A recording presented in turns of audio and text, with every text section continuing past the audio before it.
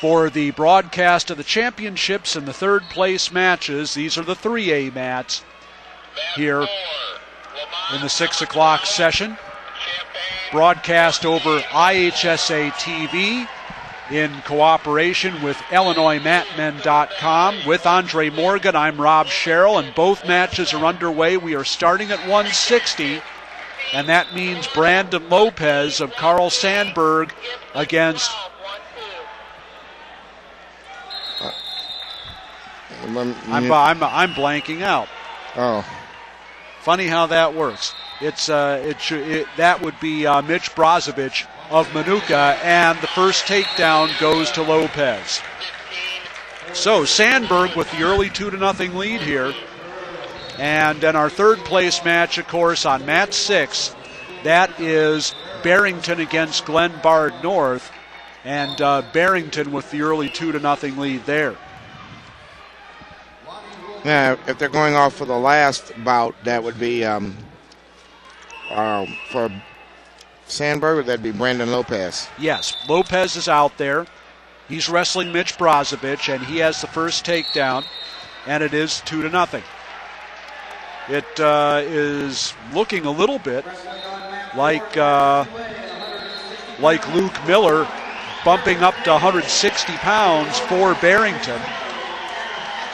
And he has a 2-0 lead.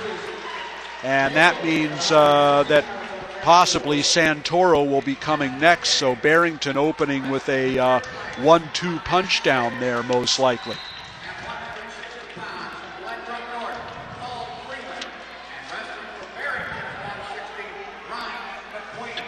Oh, no, it is, it is McQueen.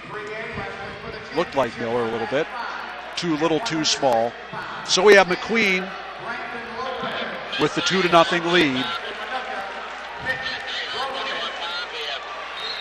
And wrestling fans, as you know, I'm sorry, Rob. Go ahead. We have a thread up if you want to contact us on Illinois Matman on the 3A board, live from the press box 3A state finals. Be sure to write us if you have some comments on the state finals. And the cross-face cradle by McQueen. He has the fall in 1 minute and 51 seconds, so a good start for the Broncos. They lead 6-0.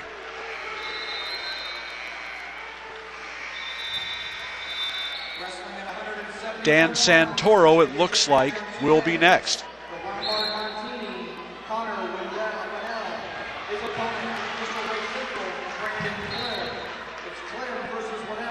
Barrington, of course, in their first trip to the dual meet state tournament. They will be taking home a trophy, third or fourth place, and they're off to a 6-0 lead.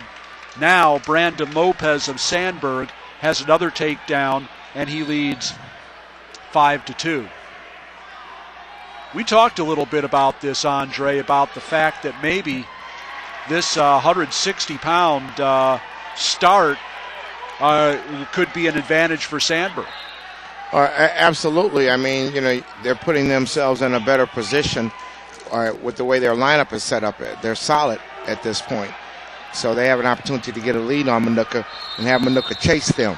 Always better to be the hunter than the hunted. 5-3 as Lopez cuts Brozovic loose. And as we mentioned, Minooka in these upper weights, certainly not a weak spot for them, but certainly not the strength of their lineup either. And now the takedown for Lopez as he walks behind the front headlock, and it is now 7-3. And you certainly think that Sandburg probably wins 3 of these first 5, going to 103, maybe even 4. And boy, that's going to make it tough for Minooka. So starting weight definitely playing a factor here. Now Lopez almost had him turn with the cradle. Oh, they're giving him the 2. Wow, that looked pretty quick. And, earlier today, Lopez picked up a 7-4 win against Ryan McQueen of Barrington. Mm-hmm. So that was one win. And let's see what else he did today. I believe he went 2-0. Yes, he did. He defeated Jordan Ellingwood. 8-6. So he's working on a perfect day today. And well on his way to that with the 9-3 lead after 4 minutes. Still scoreless between Dan Santoro of Barrington, the state place winner, and state qualifier Chris Warman of Glenbard North late in the first period there. This is certainly a match that both teams have to have in terms of their chances of winning that third place trophy. Now, wrestling fans, if you're watching the 3A mat, which is match 5 and 6, third place is on mat 6. That would be the one at the top of your screen. And the one at the bottom of your screen is mat 5. That's the championship mat. So championship a little closer to you for terms of this purpose of this broadcast. And now we're looking at a major decision for Brandon Lopez of Sandburg and a stall warning against Brozovic.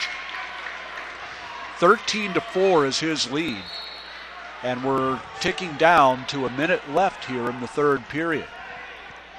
So even if he gives up an escape here, Lopez still has the 8-point major decision margin. Now under 50 seconds left to go, and trying to find a pinning combination that'll work for him. He's had and stalling against Brozovic again, and a point. It's now 14-4.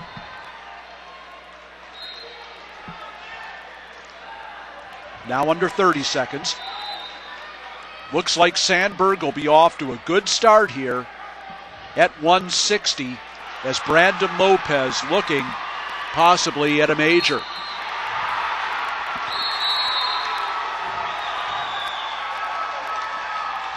"15 seconds left to go. And Santoro is up on mat 6. He has an escape. He gets the first point of that match. Lopez cuts Brozovic loose.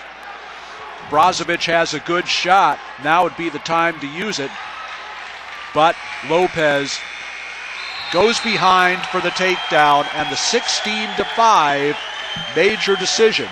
Wow. So Sandburg off to a 4-0 start. Lopez came out really, really hard in that match and put up some big numbers there, and that's got to get Sandburg fired up over there. But as we know, Minooka, with a very solid lineup, that one loss won't shake them. Lower weights, the lower and middle weights are certainly an area where they can make some progress, but you don't want to get too far behind here. You want to keep them stay in their rear view mirror, and so that's why these next 4 weights are going to be really important. Here comes Matt Stevens for Minooka. And looks like we're going to have Retke going for Sandburg and right out with a fireman's carry. Now, there was a Retke from the past. It's the same guy's brother, I was told. Correct. Yes, who was third in the state at 285 as a senior. I think it was 275 back then. Right. But certainly a very important part of those championship teams at Sandburg, the previous generation of championship teams. It's no points yet, but Retke trying to improve on that shot, trying to work around the waist, and still nothing. And a stalemate is called. So good defense by Stevens to fight that off. This is Retke's second match of the day. He lost to Plainfield Central's Josh Ellingwood. 1-0, so he was in that match. That's for sure. He did not wrestle against Barrington. Santoro now leads Warman 5-2 early in the third period after hitting that high crotch. Lets him go, and it's 5-3. No score between Stevens and Retke.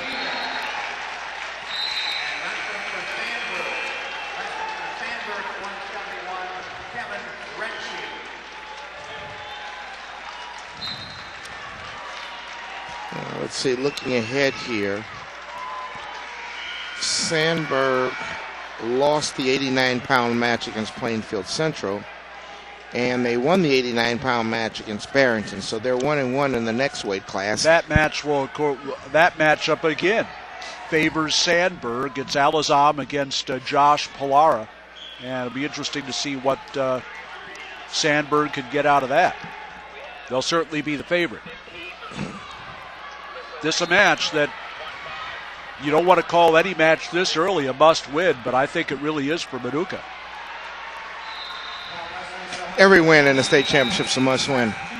I don't think you have any you can take off. That's right. I guess they say a loss in April in the major leagues is still counts as much as a loss in September. Yeah. It can come back to bite you in those last 2 weeks. 9-5 now for Santoro of Barrington. And Stevens starting on the bottom here in this 171-pound match. Very, very early, though, the first two wrestlers for Sandburg have come out very aggressive. You know, and if nothing else, that's a good sign. They're doing the little things, and that's important. Stevens is out, first point of the match. Santoro, 12-6 is his final over Warman. So Barrington increases its lead to 7-0 over Glenbard North. And that'll take us to 189 in the third place match. And we'll see Tyler Knutson getting ready to come out for Glenbard North. And he'll be going against Calvin Argueta of Barrington.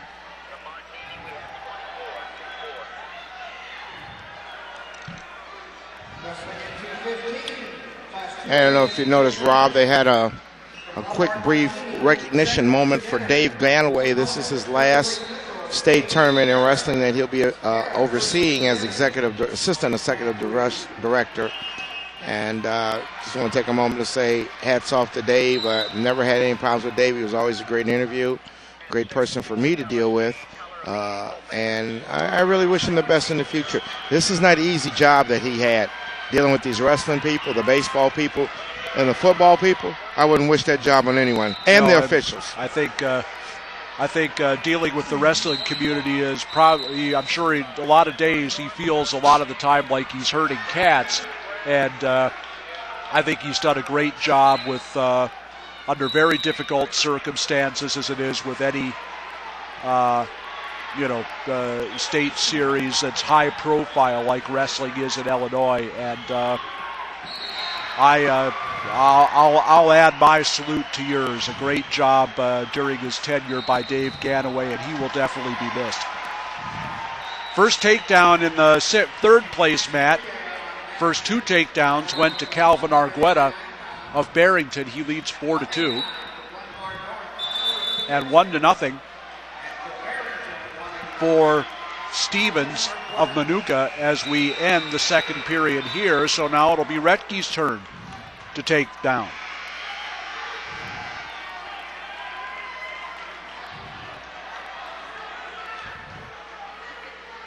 Well, let's see. Now, Retke lost the match 1-0, right?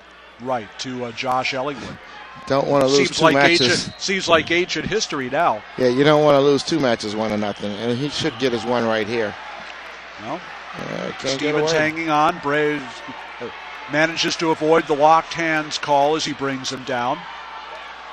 He leads 1-0.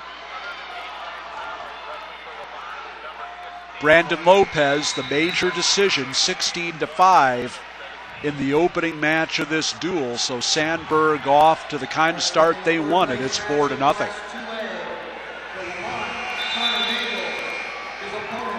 And a stall warning against Stevens here, as just hung on the 2-on-1. Not trying to bring Retke back down to the mat, and now he's got to be careful. So he's taken his stall warning. Now we'll see what he's what he's got for us as we resume this match. Got the leg in. Half roll by Retke. Nothing doing there, and they'll come back to the center. 1:15 left to go.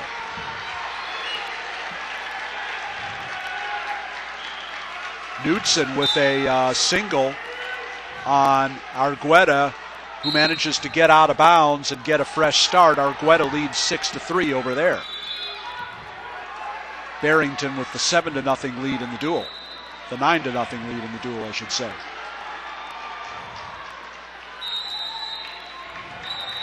Now down to an even minute left here. And Matt Stevens of Minooka has managed to ride out Retke for half of this period. He does have a stall warning. And Retke back up to his feet again, and Stevens takes him down again. That took up 7 seconds. Stevens does have a stall warning.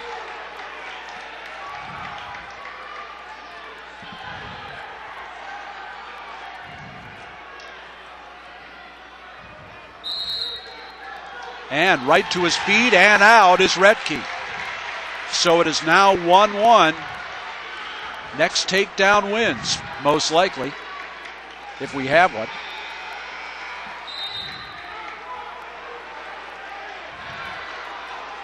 Sandburg leads 4-0. We've only wrestled one match. This is match number 2.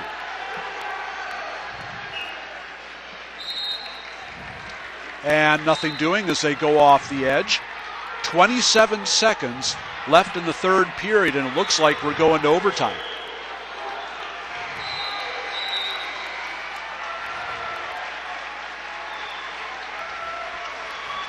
Second period has ended, and a fireman's carry to the back by Kevin Retke with 15 seconds left to go. And Carl Sandburg has pulled another one out of the fire. He lets him go. It's 3-2, 1, and Retke has done it.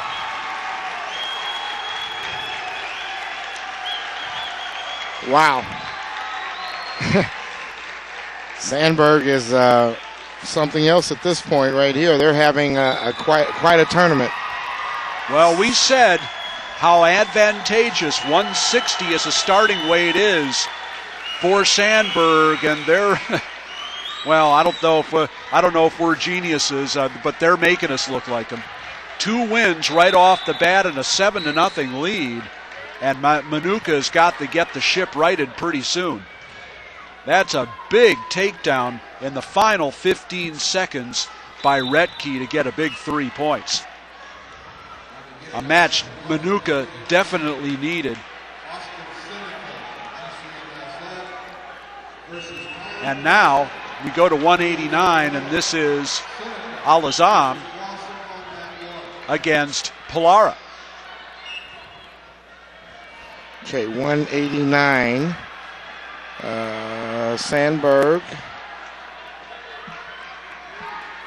lost that match 13-3 against Plainfield Central, and they won that match against Barrington 12-3. Minooka, meanwhile, as soon as I locate my Minooka paperwork, I believe that this may be Pilara's first match today. I think it is. I think you're right. Matt Stevens had been out from Minooka, and he won. And Matt Stevens went 1-1 on the day. So both teams are 1-1. One more takedown on the third place match will give Calvin Argueta of Barrington a major decision, and it would increase Barrington's lead over Glenbard North to 13-0. And a stall warning against Tyler Knudsen, and he backs right off. 13 seconds left to go. It's 12-5. A takedown would give him that major. And another stall point this time against Knudsen. Warning and a warning for a point. That will make it a major. So that could wind up being big down the line for the Broncos. They tack on a major here at 189, and their lead goes to 13-0 over the Panthers. Barrington, there's another story. How about that? Who would have thought that?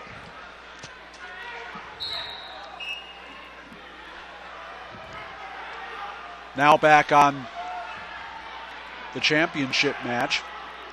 Pilara has managed to keep this match against Alazam scoreless. 6 seconds left in the first period. And we'll go to the second.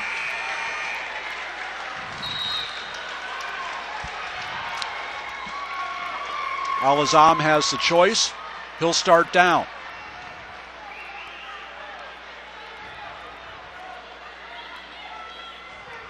.215 just getting started on the third place match. And looks like Troy Morrison for Barrington. Wait for the call. Okay, time to look ahead a little bit here. 2:15 on the horizon. Sandburg with Joe Snyder defeated Plainfield.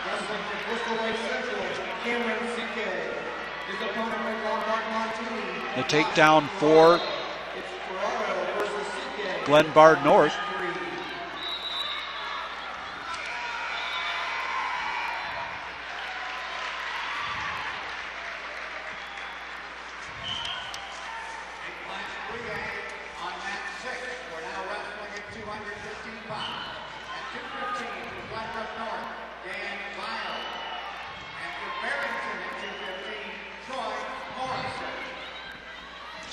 So Dan Bile is out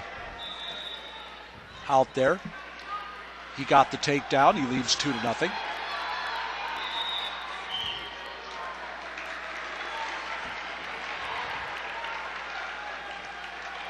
So Minooka is 2-0 at the 215 weight class coming up. Looking ahead, and Sandburg is also 2-0. That's a match. So that's the match that's now become a must match for Minooka, and we'll see what they're able to do.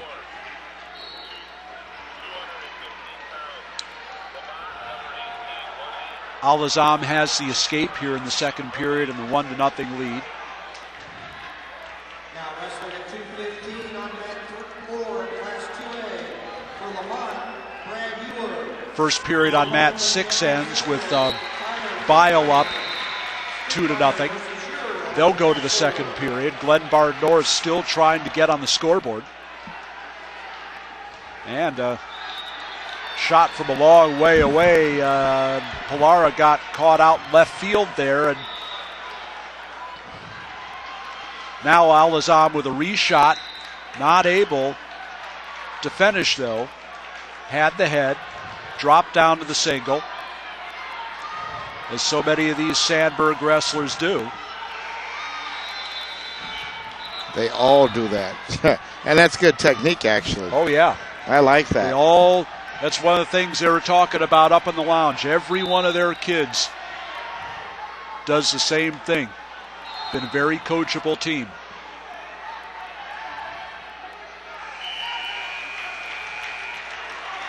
It is 2-0 for Alazam as we go to period number 3. Bile has the reversal for Glenbard North.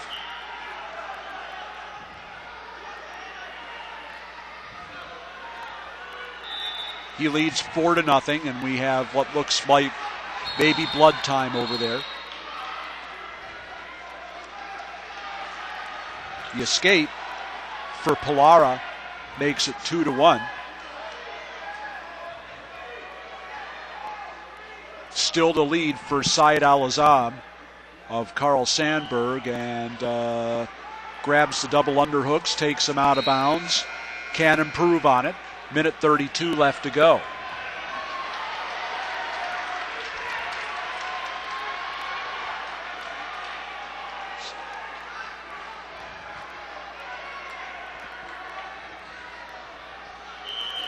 Alazam still working those underhooks.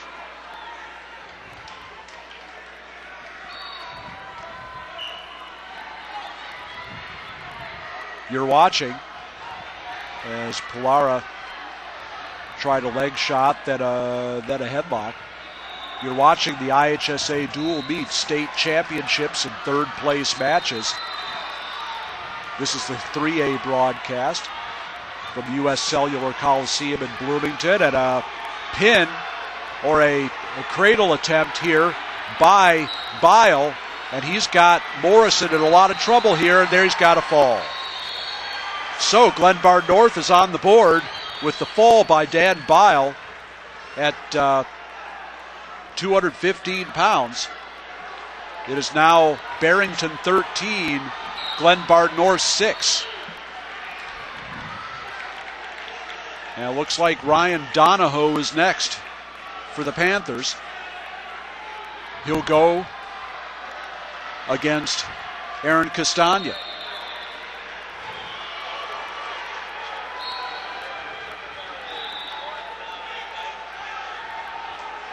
So 6 on the board for Glenbard North as we have injury time here in our first place match. This live webcast being brought to you via IHSA TV in association with IllinoisMatmen.com. With Andre Morgan, I'm Rob Sherrill. We're 3 matches into the championship match. And Sandburg trying to make it a clean sweep of the first 3 matches.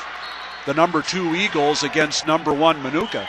They already lead 7-0, and Alazam takes Pilar off the edge again. 17 seconds left to go. Pilara needs 2 points in a hurry. They're trying to lock up a spladle maybe of some kind, but he can't get to the leg. 4, 3. 3 seconds left for Pilar to try something.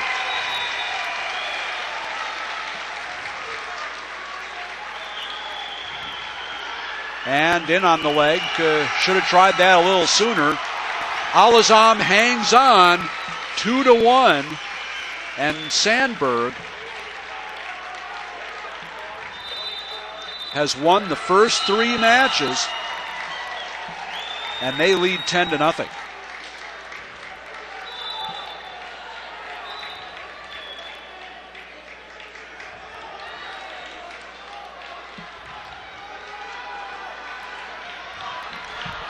So that brings us to 2:15. Okay, and so both teams Brandon are... Hayes of Minooka. Right. Joe Schneider of Carl Sandburg. Both teams are 2-0 at this weight class, Rob, earlier today. So something's got to give right here, right now. Once again, another match that's in the must-win category for Minooka. Castagna leads Donahoe 2-1 on the first period takedown, and he hits another barrel roll. Little tip for another takedown. He leads 4-1. Late first period there.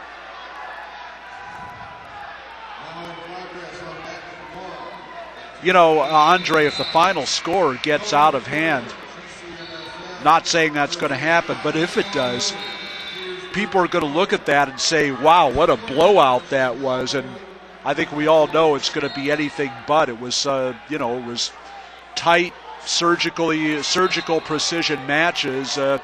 And so far, the close ones have gone Sandburg's way.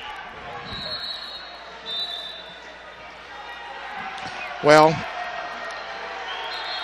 Sandburg has been winning the close ones all day today, not just in this one, all day. Absolutely. Absolutely, and that's what the great teams do. That's how Glenbard North stayed close to Minooka in the semis, by winning all those 1 and 2 point matches.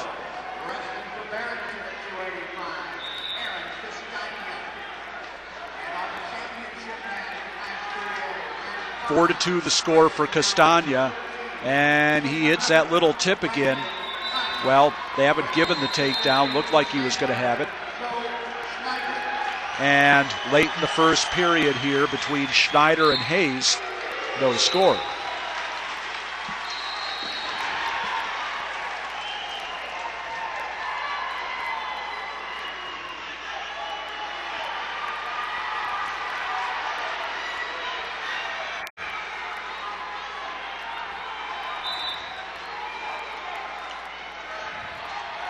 Now Castagna has a takedown. But the one he didn't get before. He leads 6-2 over Donahoe. And we've completed a scoreless first period between Hayes and Schneider. And let me step in here to some people that are online and posting comments. Go right ahead. They're kind of trying to throw me off track here with this nonsense about the Twisters and Albert White and all that. I'm going to say it one time and one time only. I'm not going to debate the Twisters or Albert White or any nonsense online. We're going to talk about the state finals. If that continues, I will shut the thread down. And we'll just talk via IHSA TV and IllinoisMadman.com. So that we don't have to get to that point, let's talk wrestling about the wrestling matches that are taking place right now. Little early to start the hot stove league, I think. I think so, but some people just can't let it go. They want to pick at me, and that's okay. I can handle that. But right now, it's throwing my concentration off. This is Sandburg and Minooka's moment. All we've got going is a state championship match out there. Otherwise, no big deal, right? Right. Let's let Sandburg and Minooka have their moment and not talk about the Twisters and Albert White and, all this other nonsense that we could talk about 364 days of the year. Well said. Anyway, still scoreless between Hayes and Schneider. Hayes still on the bottom, trying to think of a way to base up here. Schneider riding him pretty tight. They've started the third period between Castagna and Donahoe, and they're at 285, a weight ahead of us here on the championship mat. And stall warning against Schneider. And just a little, just for the parallel and the cross body ride. So,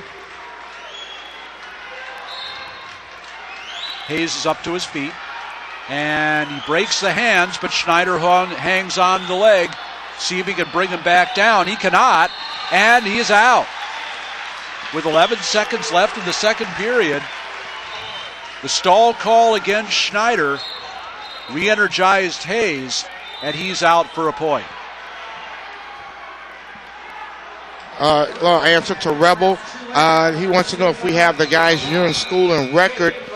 We do have that. It's not readily handy, but we'll see what we can do for you, Rebel. It's in the book. Yep, we'll look Andre, it up. So we've got a lot of stuff going on up here.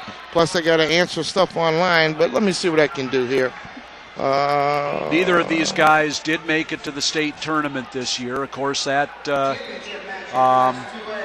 Edwardsville sectional at 215 was just heck on wheels, as they say. 215 and 285 both. Schneider, both were in the rankings a good bit of the year. Okay, so help me out now. We got Schneider, and It is now 1-1, by the way. Schneider has his escape. And here's some pertinent information on him. He's 6'2", 18 years old, a senior with a record of 37-11. And for Minooka, the reshot by Schneider after Hayes had the leg and got stopped gives him a 3-1 lead. And once again, the big move goes to Sandburg. And I have no information on Hayes as he is not in the book. Unless I can't see it. Maybe you have better glasses than me.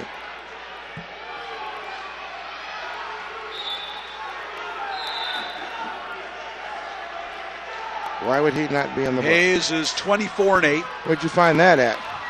On Minooka's roster near the bottom. Okay. That's why there are two of us.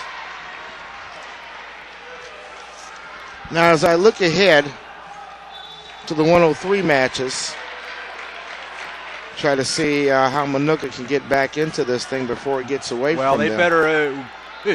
They'd better think about winning the 285 if they're going to try and get back into this. Actually, and certainly going against Lopez is no sure thing, even though Jones will have a size advantage or a bulk advantage. And Schneider rides him out. So let's look ahead twice then. 285, Oak Park lost, defeated Minooka. And that's right.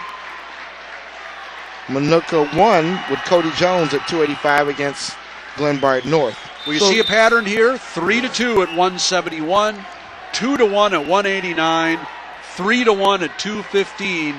One of these teams is winning all the close matches, and that's why they're ahead 13-0. And this could be another one here. Sandburg won both matches at 285. And then if you scoot past that to 103, Sandburg lost both matches. Lopez is giving away 49 pounds, at least per the weigh-in, to Cody Jones, but he was third in the state, and Jones did not advance out of the sectional. Minooka split the matches at 103, so,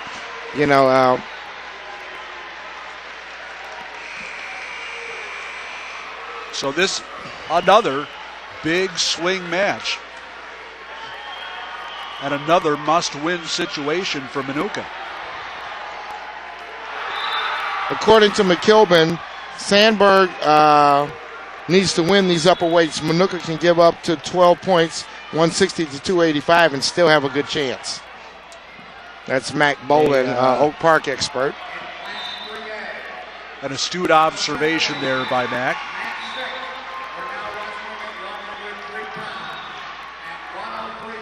Castagna did win a decision for Barrington at 285. They are now to 103. Gonzalez against Kosinski, early no score. 16-6 the lead for the Broncos. And Gonzalez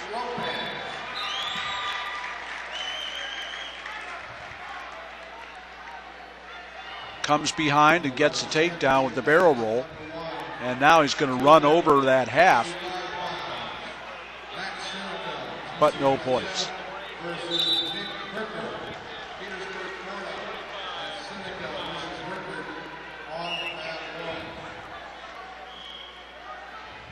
Coming down to 20 seconds left in the first period between Jones and Lopez.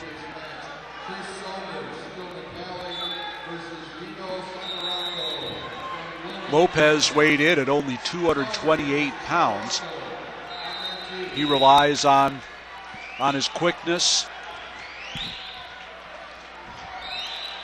So far as quickness has been fast enough to win these close matches, and he had a lot of them at the state tournament.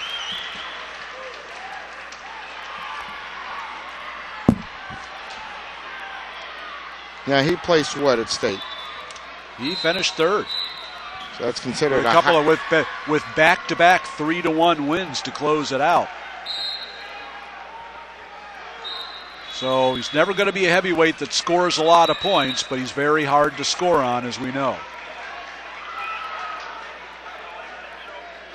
Lopez is a junior with a record of 28-16, just 16 years old, so we'll see him next year.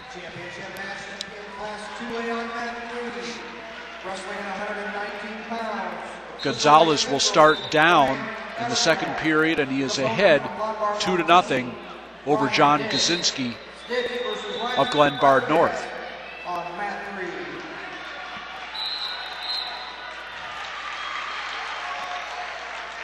Lopez is out. He leads 1-0.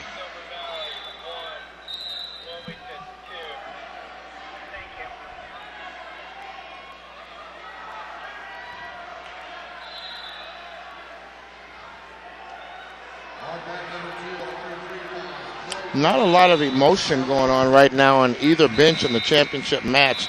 And you know, with the score the way it is, I can kind of understand Minooka. But I thought Sandburg would be a little bit more fired up, but maybe they're waiting until it gets closer to the end. Well,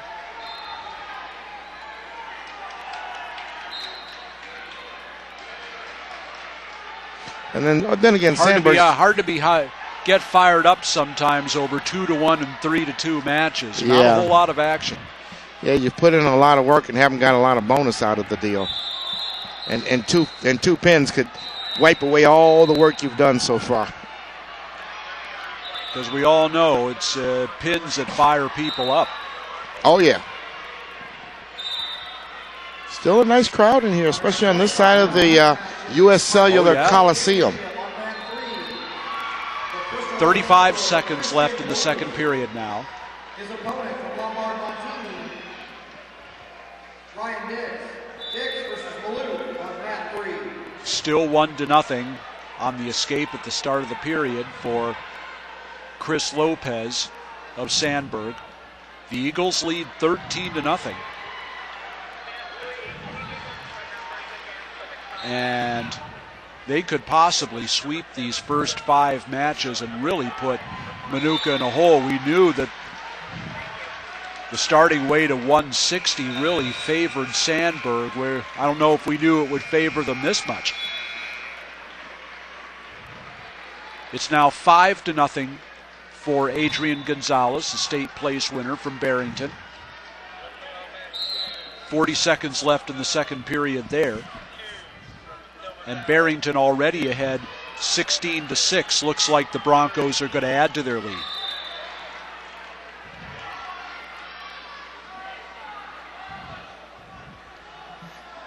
Jones trying to figure out a way to stand up, get an escape. Lopez barring on the arm. You said Broncos. It made me take a look over there at Montini. God, are they up big? 31-10. The other Broncos. The other Broncos.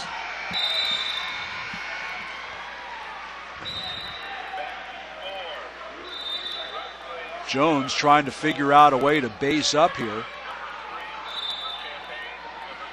And now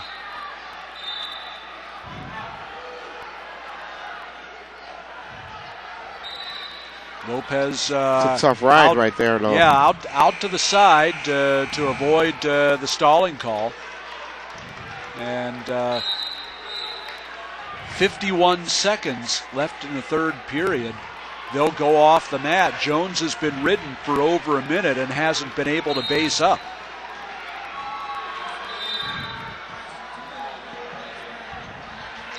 Still 5-0 for Adrian Gonzalez, the state place winner from Barrington. Now barring the arm again is Chris Lopez. Some people online seem to feel that every match in this duel will be close, that this is going to be the way it is all the way through.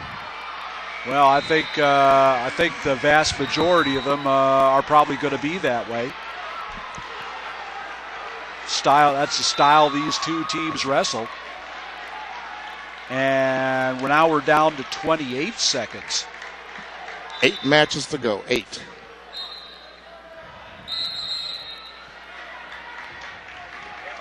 Caution against Jones.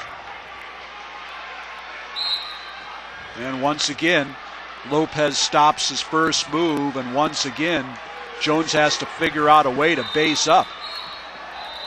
And it makes you wonder, how much so far has Sandburg's experience in previous state championships come into play here. And when I say that, I mean the coaching staff. Sure, as opposed to Minooka's. Well, this is their first championship match. 5, 4, 3, 2, 1. And the third period rideout gives Chris Lopez of Sandburg yet another 1-point win. It looks like a blowout on the box score. It's 16-0, but we've got 3 1-point wins and a 2-point win here in the last 4 matches. In the last 4 matches, a total of only 13 points have been scored. Lopez perfect on the day, too. He surely earned his part.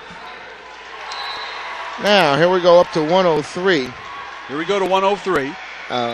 Corbett Otten from Minooka. He is, on the day, 1-1. And he's going against Panazzo, who is 0-2 on the day. So advantage Minooka. Well, we'll see. Of course, that's why they wrestle the matches, and everything is about matchups. Gonzalez is 1 for Barrington. We did not see the final score.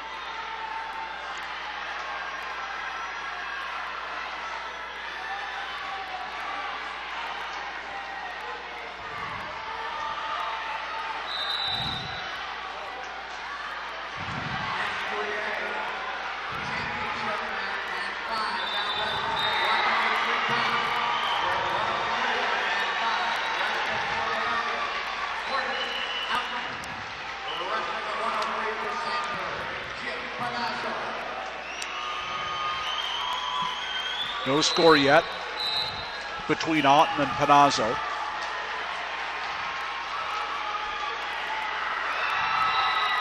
Decision for Gonzalez. And the Broncos are piling up that victory advantage.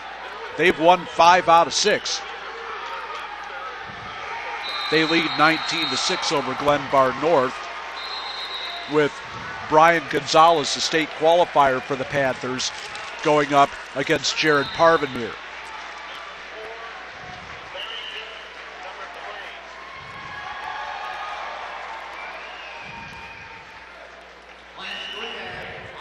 Finger in the eye, it looks like, for Otten.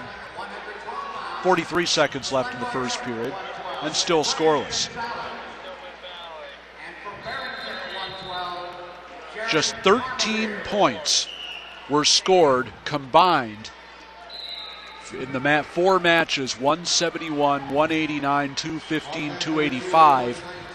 Minooka scored only 4 points, and those all coming on escapes. So it's been a long time since Minooka's had an offensive point. I don't think they've had one in this match. Well, I take that. Yeah, they have not had one in this match. Well, I take that back. Actually, Stevens did have a reversal against Retke. Still, that's not good. Yeah. Wonder what changed from this morning. No, that's right. Those were 2 escapes, too. Retke had the takedown late.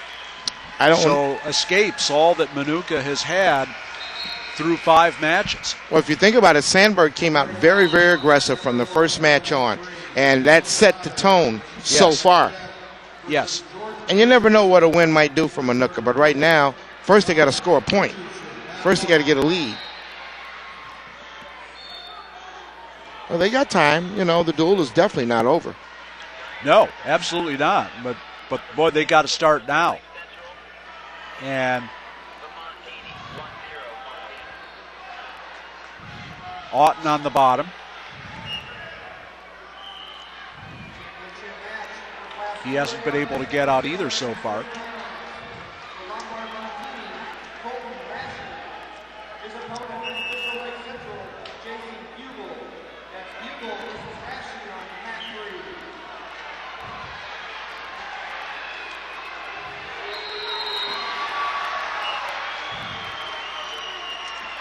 Gonzalez of Glenbard North with the takedown in the 3rd place match over there, and he'll take a 2-0 lead to the second period.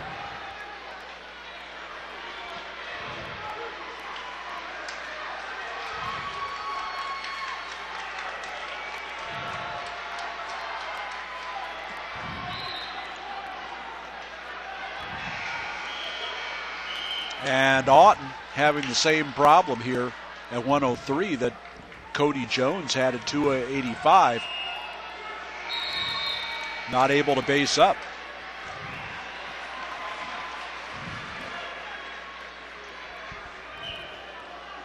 I have a note here from Massive X Grappler that Panazzo wrestled in the first match and Pellegrini wrestled in the second match. Correct. We understand that. We have that information in front of us.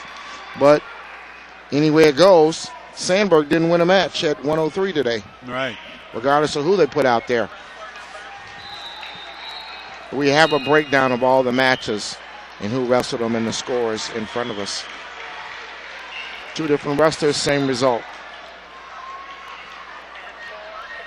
27 seconds left in the second period now.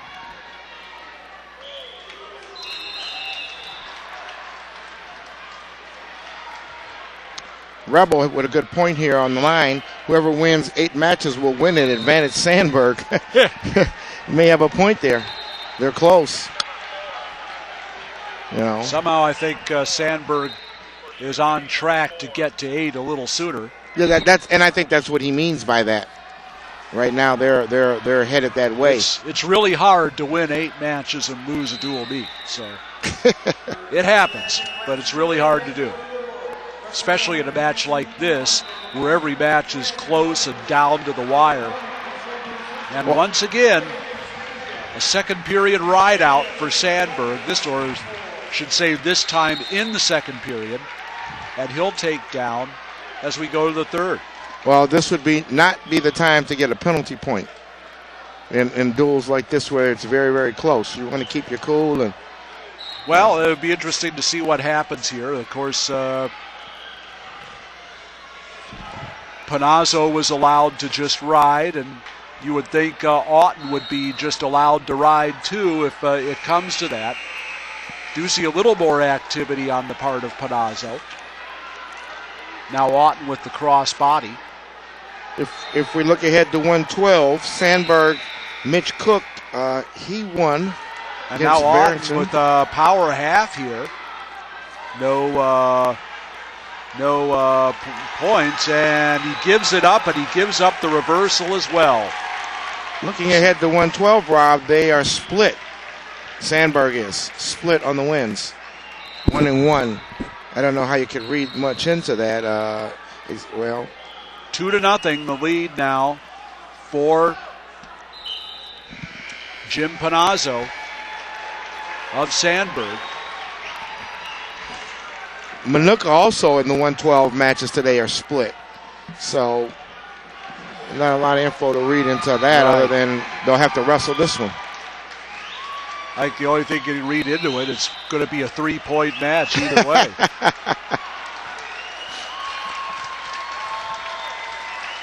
Six to 1 the lead for Brian Gonzalez of Glenbard North. Here in the third period now. And Panazzo riding tough on top here. Auten at least able to base up now. And now a stall warning against Panazzo. And that's a good call. Auten is basing up and aggressively trying to improve on basing up and just riding. A little bit different in the second period when he was not basing up. Mac Boland says that Minooka needs to win 103. 119 to 130 could all make or break the duel for Minooka. I'm with you, Mac. Yeah, you're right about that. I don't know if they're going to win 103. No, it doesn't look that way as we're under 20 seconds now. And now, Panazzo picked up the leg and thought briefly about a near fall, but not going to do it. Well, what's he got going here? Look at this.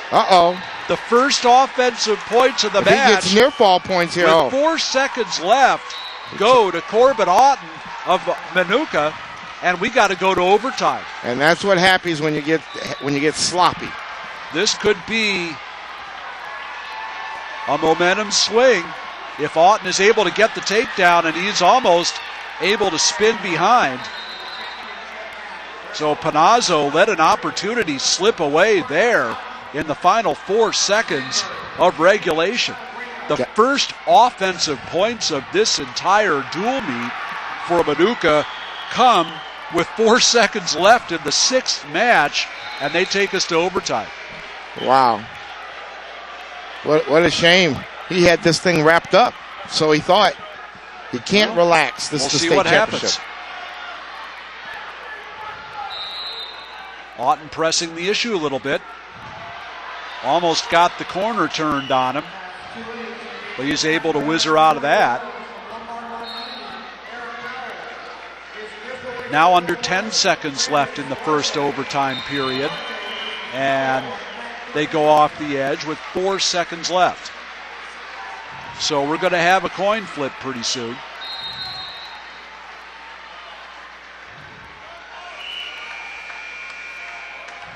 Jim Carnan throws the disc. Choice is going to go to Auten, and he'll defer. Panazzo will take down to start this first 30-second period.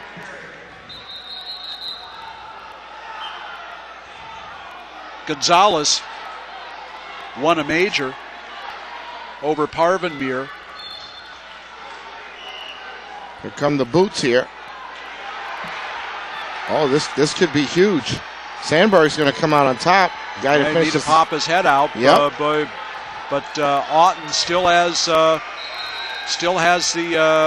still behind the arms. He has that wrist. That's a San Ayers to. Oh no, that's time. He gets the ride out. Now it's Auten's turn.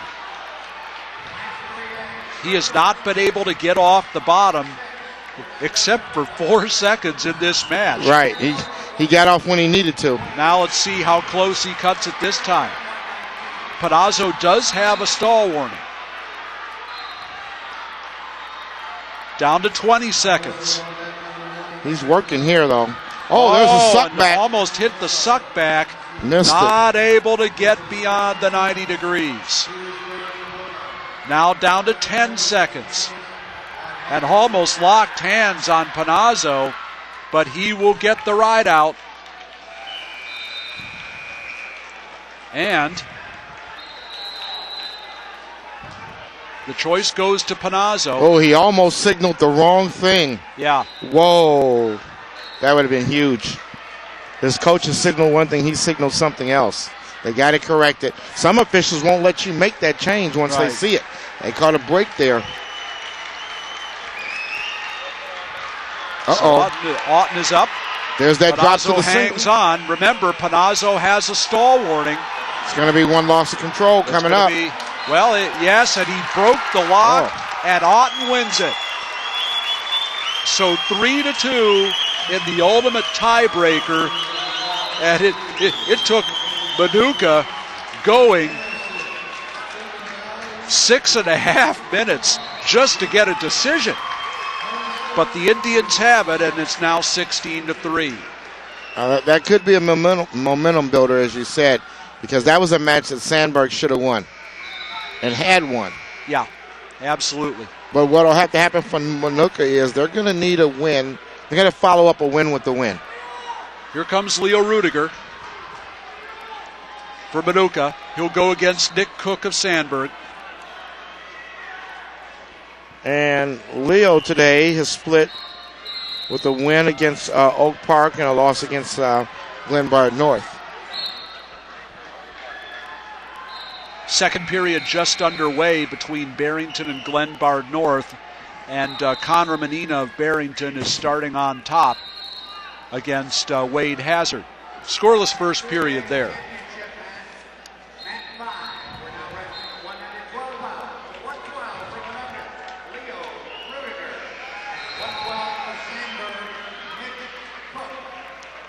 Mitch Cook split on the day 1-1. So let's see if he can keep things going there. Rudiger takes Mitch Cook out of bounds. Back to the center.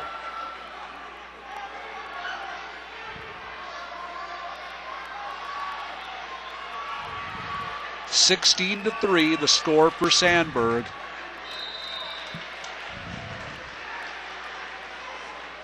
I'm sure they were thinking, looking at most of that 103-pound match, it would be 19-0 at this point. Well, great reversal by Auten with 4 seconds left to force overtime and eventually win it.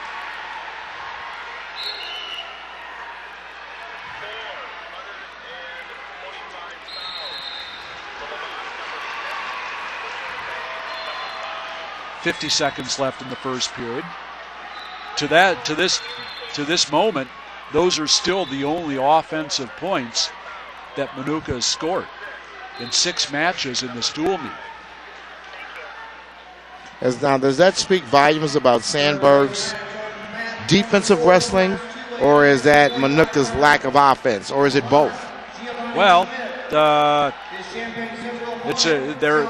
Sandburg is obviously great defensively, but they've been tough on top. They've ridden very well in this duel, and Minooka hasn't been able to get off the bottom. It's obviously something that Sandburg works at. Sure.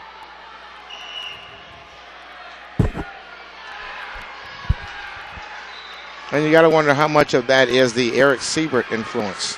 You know, coming from a college program and winning a national, title, and just how much influence he had in the Sandburg room. Well, it's got to be huge, no question about it. And first period is over, scoreless first period.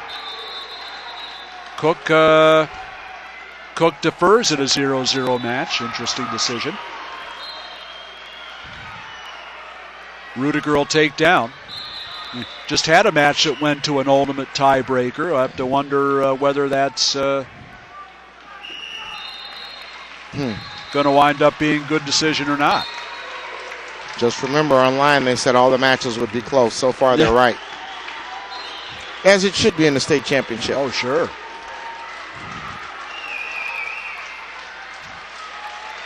Well, Rudiger almost out, not able to peel the leg free.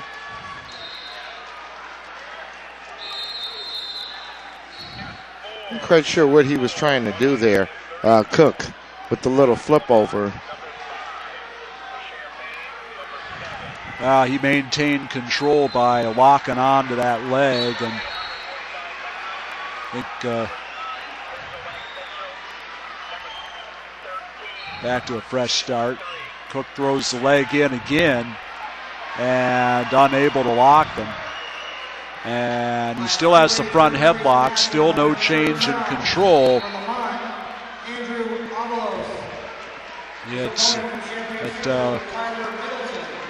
Now Rudiger locks onto the leg, and a loss of control is awarded. Rudiger leads 1-0. Still not an offensive point, huh? Just the reversal at the tail end of regulation in the 103-pound match. One thing, Minooka hasn't taken very many shots. No, they haven't. And not very many good shots anyway. I was going to say, they've been like that. Yeah. Just kind of like, I call him Superman. Well, you got two teams that, do the little things right. Great stance, keep their hips away, great fundamentals. And now whoever finishes higher. Rudiger needs to kick that right ankle out. Whoever gets their hips up. And he's got it. Yep, if you get your hips up, you're going to get it. It took Minooka 7 matches to get a takedown. And no change as they go off the edge. Leo Rudiger leads 3-0. And that's the thing. If Minooka can get 2 or 3 wins in a row, they can start to get the confidence back and believe in themselves. And at this point, Sandburg needs to stop her. Rudiger drops it down to the single. Good chance they're going to get it in the next match with Colin Holler up, but why not here? Well, and you got to figure that this is a match that Minooka counted on, regardless of the score. Sure. They expected to win this match. Exactly. And for Sandburg, it's no harm done. They probably expected, well, we'll probably give up 3 here. They might have rated a toss-up if they were being optimistic, but they probably figured, well, we're going to lose 3 at 12. Right. Losing 3 is one of those kinds of things that probably isn't going to hurt you very much. I think they're probably a little more disappointed over the 3 they lost at 103 right now. But did they think they would be up 16-3?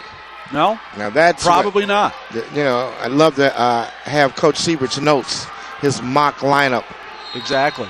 See what he came up with. Probably not. He's probably a little upset he's not up 19-0. But I think that's just how coaches think. Right. Well, you expect to win every one, but yeah. At some point you have to be realistic. Right. He has stolen a couple here. Yes. 3-0 the lead for Rudiger, and the reversal now for Cook narrows it to 3-2. And you're right, because Sandburg has stolen one, this would be one that they need to steal right here. One that was not expected to be won by the experts. Well, the 1-0 decision for Wade Hazard of Glenbard North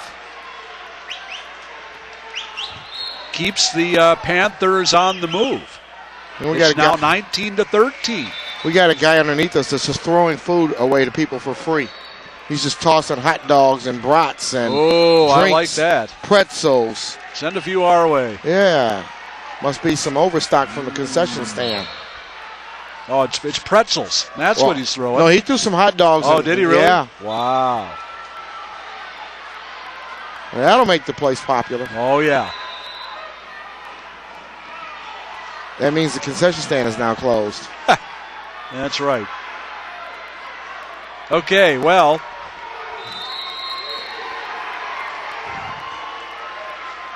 Rudiger got the escape, and now he has finished the takedown. He leads 6-2, so it'll be 2 straight wins most likely for Minooka. Final 20 seconds here. He cuts Cook loose. 6-3. 9 seconds left to go. So 2 straight wins for Minooka, it appears, after falling behind 16-0. And you mentioned Colin Holler. He's for Sandburg. He went 1-1 today. See if he can put a little water on the fire in the 119 weight class.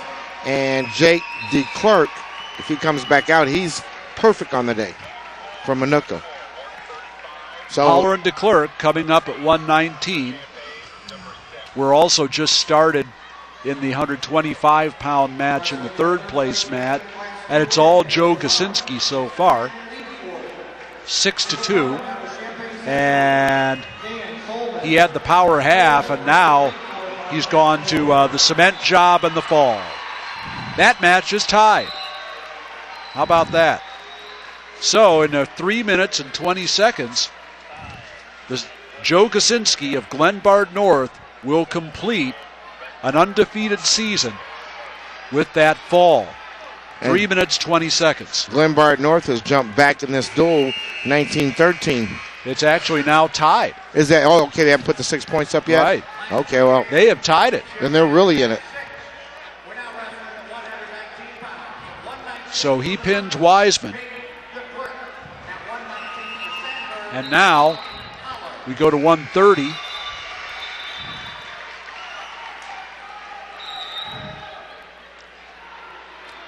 Where we should see Brian Murphy.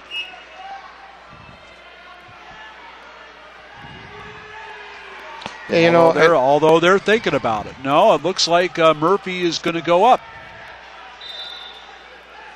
So looks like it might be George Rocha. Oh, at 30. You're 2 matches ahead of me? It is. It looks like it's going to be Rocha. Yep. George Rocha is going to go 30, and Murphy's going up.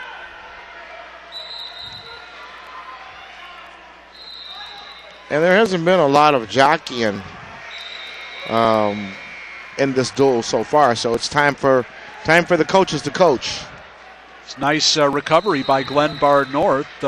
They've tied this third place match at 19-19.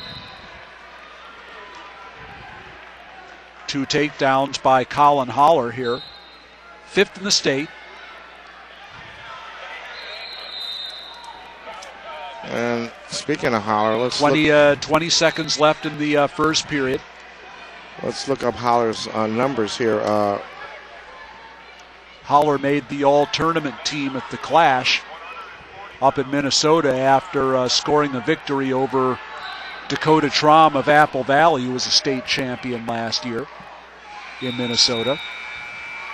Finished 5th in the state here.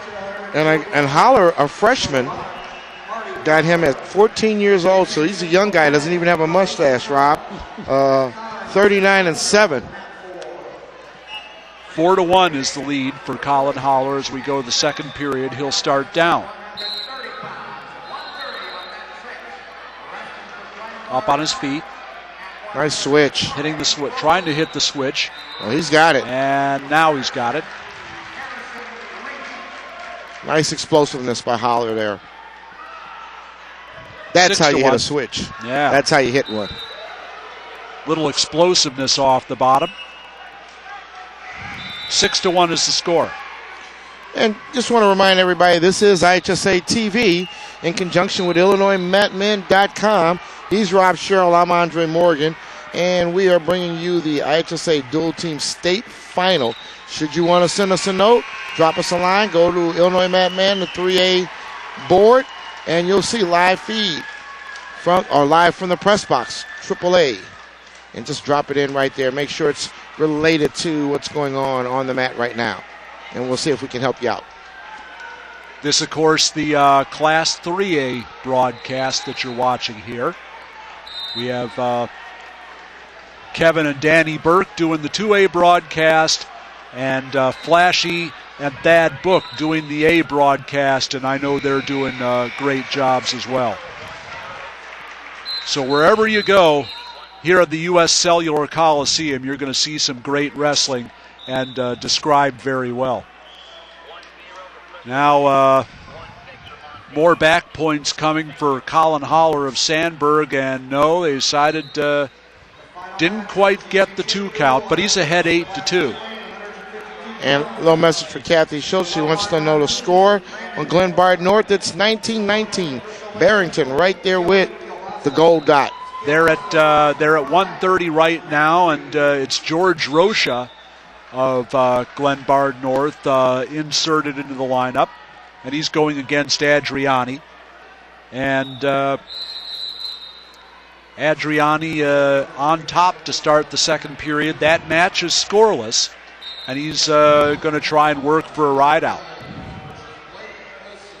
21 seconds left between Holler and DeClerc in the second period. Holler ahead 8-2. Tell you what, for a freshman, this kid is impressive. He's very impressive. See why you got him ranked here. Actually, I'm impressed with the Sandburg team. And I saw them earlier in the year, but they're even better. They have really peaked today. I don't think there's any question about it. I mean, everybody, just about everybody has gotten every point out of their ability that they could possibly have. And now, Glenbard North. No, but it's Rocha. He has Rocha on his back. So we got the near fall by Rocha. And Barrington leads 3-0 over there. I mean, near fall by Adriani, I should say. So Adriani leads Rocha 3-0. Barrington trying to regain the lead over there. After Glenbard North came back from a 19-6 deficit to tie it, and now Rocha has the reversal. It's 3-2. But it'll be Adriani's turn to start on the bottom next time. Colin Holler looking for it. He has 2 pins today. There's another takedown. He'd like to get that major if he can. He's ahead 10-2 right now. Every little point helps. Well, he's put up 12 points for the day. You know, I figure if he's got the win, so that's 15. Question is now, can he get more bonus? 54 seconds left to go. Switch attempt by DeClerc. Doesn't work.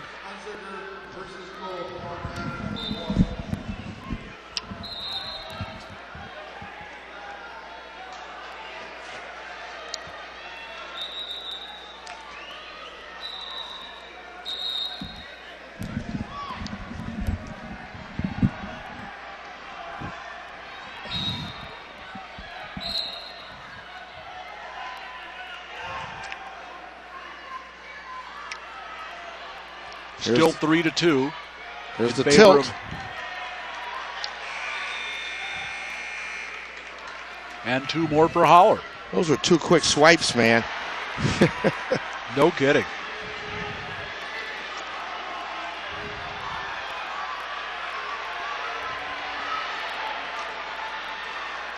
Final 10 seconds now. Very impressive performance by Holler today.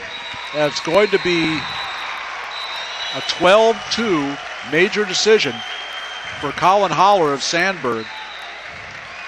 They have won 6 of the first 8 bouts, and they now lead the number 1 team 20-6. So essentially 2 more wins puts them in a real good position.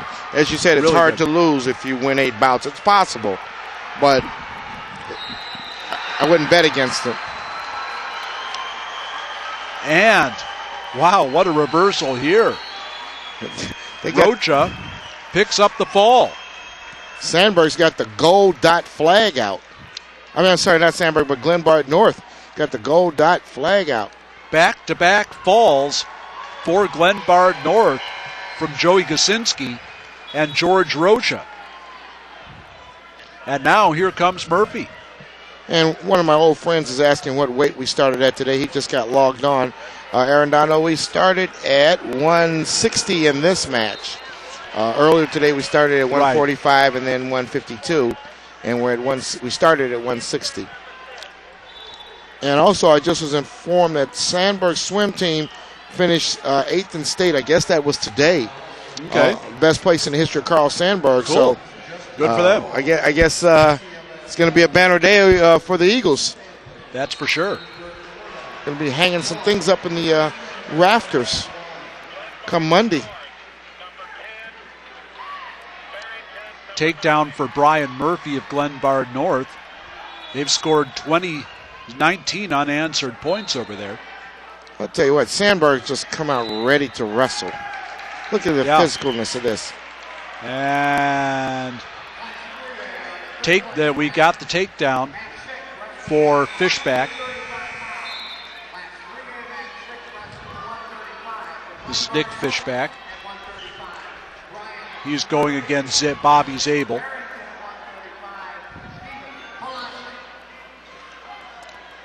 I can't really put my finger on anything to say other than I think that Sandburg has just really come out after the matches, after the individual matches. They've come after them. They want them. They've been very aggressive. Right.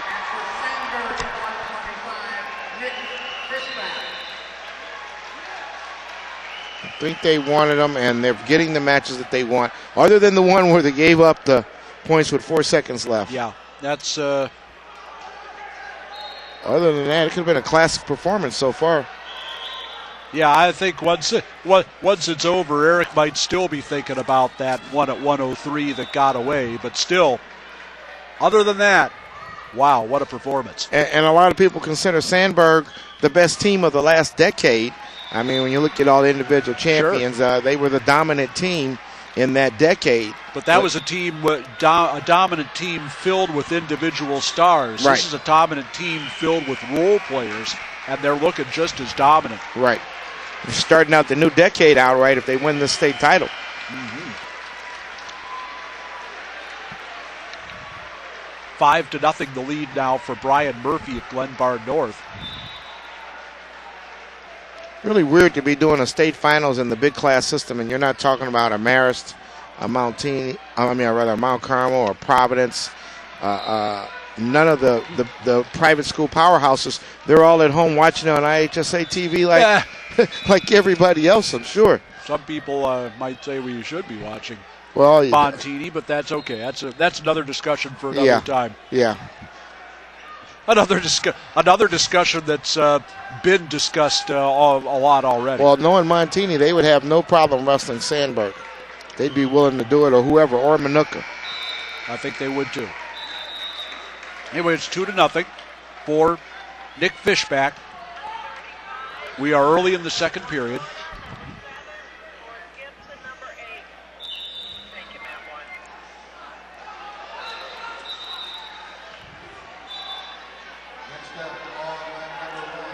Zabel's a scrapper, but not able to improve here. What did Zabel end up doing at state? Went down in that loaded sectional at Edwardsville, unfortunately. Okay. I knew there was a lot of talk about him earlier. He's cradled up right about now, though. Yeah. I don't know if he's going to be able to take him, though, with his head on the other side of his body. It doesn't have that head on the side right now. It's going to be difficult. No, and Zabel walks back into him. But, once again. And a little arm spin there takes Zabel back down. Under 30 seconds left to go in the second period. Zabel has the leg hooked. That's keeping that's going to be 2. Fishback from stepping over, and now there is 2. You're right. 2-2 now the score as Fishback stands up, and no change. 8 seconds left to go. We'll see if Zabel can get the ride out here. It's now, and Brian Murphy is putting on a clinic over on the third place mat. He is up 13-3 midway through a second period. Big bonus points for Glenbard North coming up in that match. Glenbard North, that came from behind earlier, right? One. They've scored 19 points in a row, and it's going to be, it looks like at least 4 more here. Whoa, what an ankle pick right there. Did you see that? Yeah, sure did. That was explosive. I love the ankle pick. It's fun to watch. Now he cuts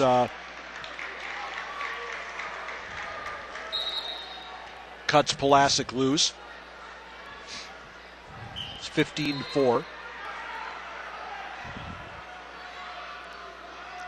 Well, no, he doesn't. It's 15, so it's still 15-4.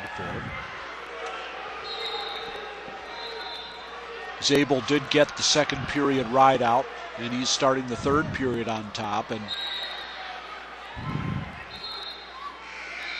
Fishback reaches back for the legs, nearly frees himself. But Zabel trying to work the coffee grinder here. Still has the leg in. And close to a stalemate situation here. They go off the edge. And more words of wisdom from Mac Boland. He points out that Minooka is in a tough spot. You got to consider they have to make up a 14-point deficit with bonus points. Few are far between. You know, in other words, he's saying you're Russell Sandburg. They're not giving up bonus points. Right. So how do you make that up? That's exactly right. 3 at a time is not going to get it done. No. But it would start with this match here. If Zabel could win, and unfortunately he gets reversed. It's 1. So it's the same difference as if there was just a simple escape. But Fishback is now ahead. You know, job 1. First part of that rally comes with winning this match. I think this could well be over if Zabel isn't able to come back. And I know for a fact that you haven't seen what Mac Boland wrote, so I'm going to read it to you. Okay. If Zabel loses this match to Fishback, I don't think Minooka will pull it out. So you and him are on the same wavelength. Yes, I concur. I concur, Mac. Absolutely. Technical foul for Brian Murphy of Glenbard North. Whoa. Minooka with a big look takedown. At this. Zabel does come back. It's 5-4. Can Fishback get out? 10 seconds left to go. He's back up on his feet again. And nope. 5 seconds left to go now. Could this be another one that got away for Sandburg?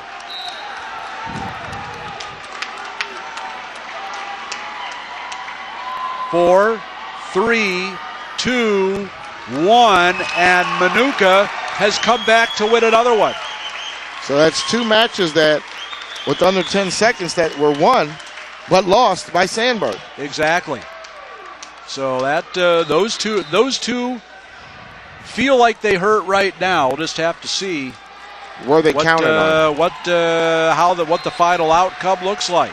Were those matches that they counted on? That's my question. Yeah. Who? I don't think either one you could have counted as anything more than a toss-up. You know, even if you're an optimistic Sandburg fan, but right. You know, you hate to lose matches. You think you've got one. Now we go to 140 on the third place mat. 24 unanswered points here for Glenbard North with 5 straight wins.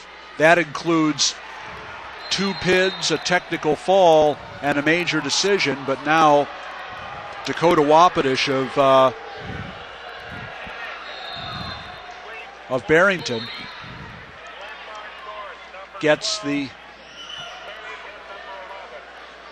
takedown, and he leads 2-0.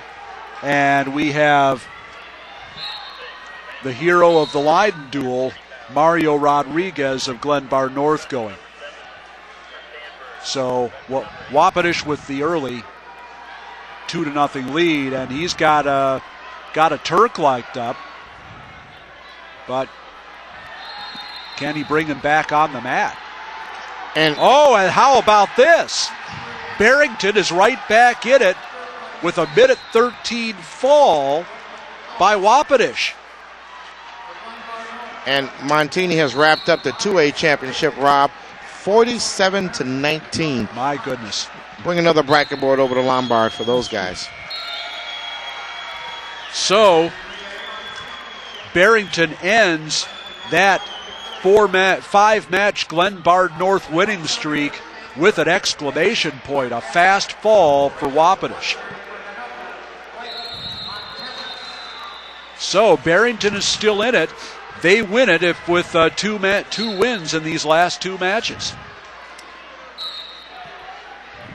And one of those will be Luke Miller at 152. Will it still be within his reach after this match?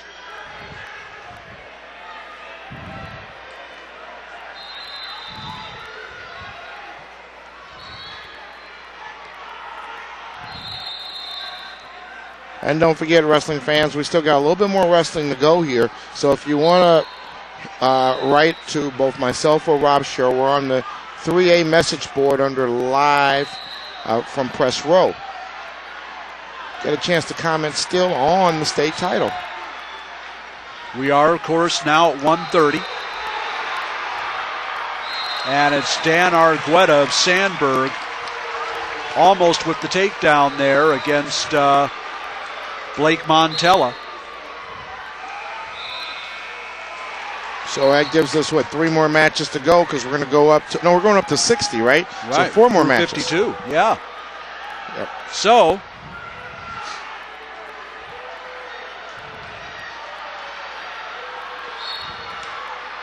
Sandburg has 6 wins on the day.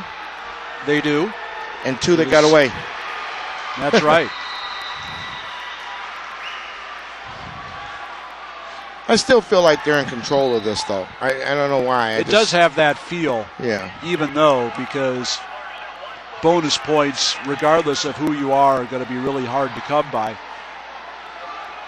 Sandburg leads, though, by a score of 20-9. Blake Montella taking one on the bottom right about now. Leg rider, just power half in. It's looking ugly right about now for Blake. He's got to get out that bottom. A lot of booing going on the A mat over there, Rob. I couldn't imagine why. In the third place match, no less.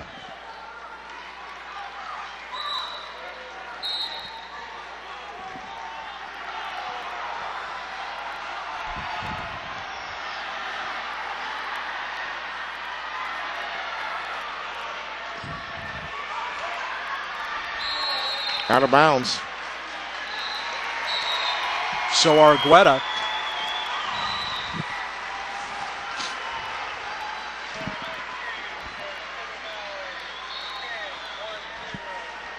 trying for the second period ride out here. Under 40 seconds left to go. Sandburg has really ridden tough most of this match, most of this dual meet. And Minooka has had a tough time getting their heads up and basing up. Now, Montella does pick up the leg, trying to free that left leg now, which he'll need to do in order to get a reversal or an escape. And hitting the switch again, and he's got Argueta on his back. Well, 2 for the reversal is all they'll give. He ran out of time, but it's a big that 2. is a big 2 right at the end of the second period for Blake Montella.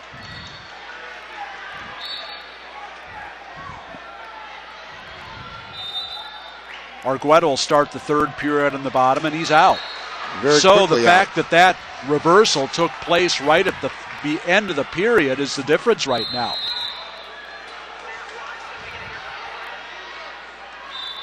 And what was weird was Sandburg controlled that whole period except for that last little flurry, and they don't have the lead. If they had college riding time, they'd be all right, but they don't. Right. Wouldn't that be horrible in high school wrestling if they had riding time? Yeah. Oh, my God. Well, they did at one time. Did they really? Yes. In fact, Illinois was the first state to get rid of riding time. This was back over 40 years ago, around 66, 67. Shows how smart we are over here. Yeah, that's right. But yes, it was a part of high school wrestling at one time. So were tights. In fact, I remember the days when you could get a point for each minute you had. Oh, wow.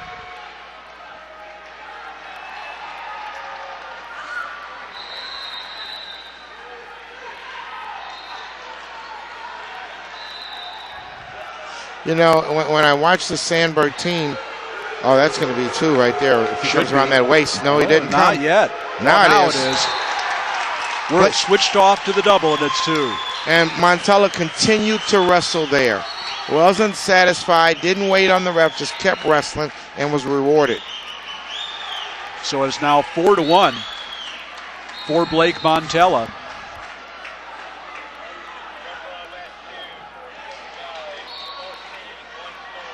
Brings him back down. This another big win, potentially, for Minooka.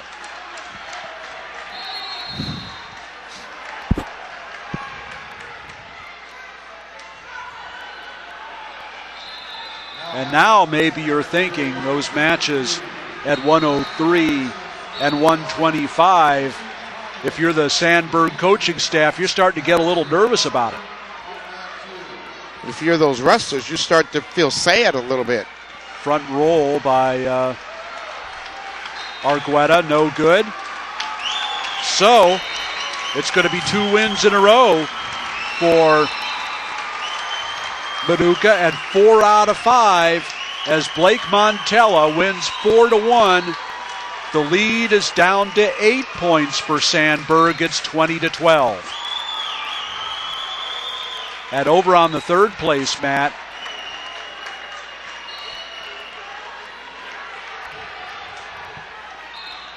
a 4-3 lead for Barrington. And they were asking who's wrestling over there on that third place match, Rob. So we're at 145. And now Glenbard North goes out in front.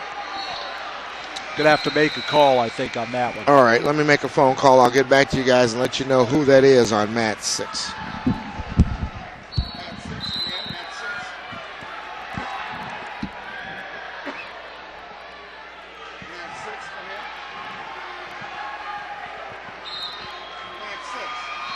We are now at 135 on the championship mat, and this is Sean Kenny of Minooka.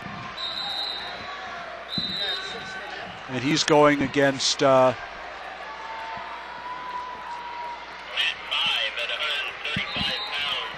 For Minooka, we have wrestler 9 and Sandburg, wrestler 11.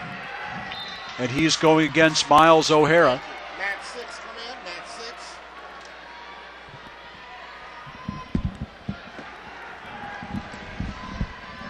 No score yet. Well, I don't seem to be able to raise the guy up over on mat 6. Maybe I can send up some smoke signals or something. But if it's as it was last time, it would be Sanyai. How do you say that, Rob? Oh no, that's Liberty Bill's kid. I'm sorry. And Wapitish just wrestled. Could be Nick Sheely. Okay. Could well be.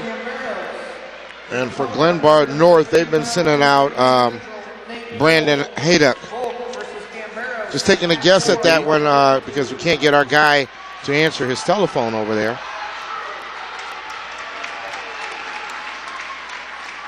Back on the championship match, Minooka making a little run here, huh? Yeah, they are. Kenny with the takedown. And he leads 2-0 now. Sandburg won the first 5 matches of this duel. It was the end of regulation at 103, the 6th match of the duel before Minooka scored an offensive point. It was the 7th match before they scored their first takedown. But they're still in it. They have won 4 out of the last 5, and if they win here, it's 5 out of 6. Wow. And then those 2 matches really at 103 and 125 become real important. The only match with a bonus point took place at 160 right off the bat when Brandon Lopez of Sandburg won 16-5, a major decision over Mitch Brozovic. Since then, it's been, and they also picked up a major at 119 from Colin Holler. But all the other matches have just been tightly contested. And here's the thing, if it goes down to the last match, let's say it gets to that, look for Calvin Hill, who started the day out for Minooka with a fall and a huge momentum builder. So it could be him out there for Minooka. Well, for the 6th time this decade, Glenbard North will take a 3rd place trophy back to Carroll Stream. 33-25, they lead now with just the last match to go. And I've been asked about the best crowd support today. I got to kind of give it to Minooka on Class 3A. They've got a nice little group going here. Sandburg, they're okay. They're not quite as loud and as vocal. Of course, on 2A it was Montini without a doubt, and I don't even want to begin to guess about 1A. But look like Minooka has the crowd support going. Look at the town is here. Quite a bit of black and orange right underneath us. A lot of Porta, a lot of Gibson City I see over there. And Minooka's had to sit on their hands in this duel. They haven't really been able to really get out there and cheer like they want to. 1 or 2 more wins, though, and you'll hear them. Sandburg has definitely made them work for everything they've gotten. You look at these, we are in the 11th match of this duel, and Minooka has scored a grand total of 32 points in 9 matches. Not a whole lot of scoring. I'm including this one. You're being generous. Yeah. 32 points in 9 matches. Defense and position paramount for Sandburg here. Oh, and a nice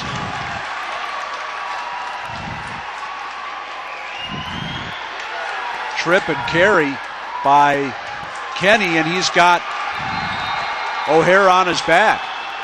First chance the Minooka crowd has had to do much cheering. You're going to hear him now if this guy gets a fall. 2, 1, and O'Hara was saved by the bell. But it's 3 on the near fall for Sean Kenny, and it's 8-0. And Minooka looking at the possibility of its first bonus points in this match.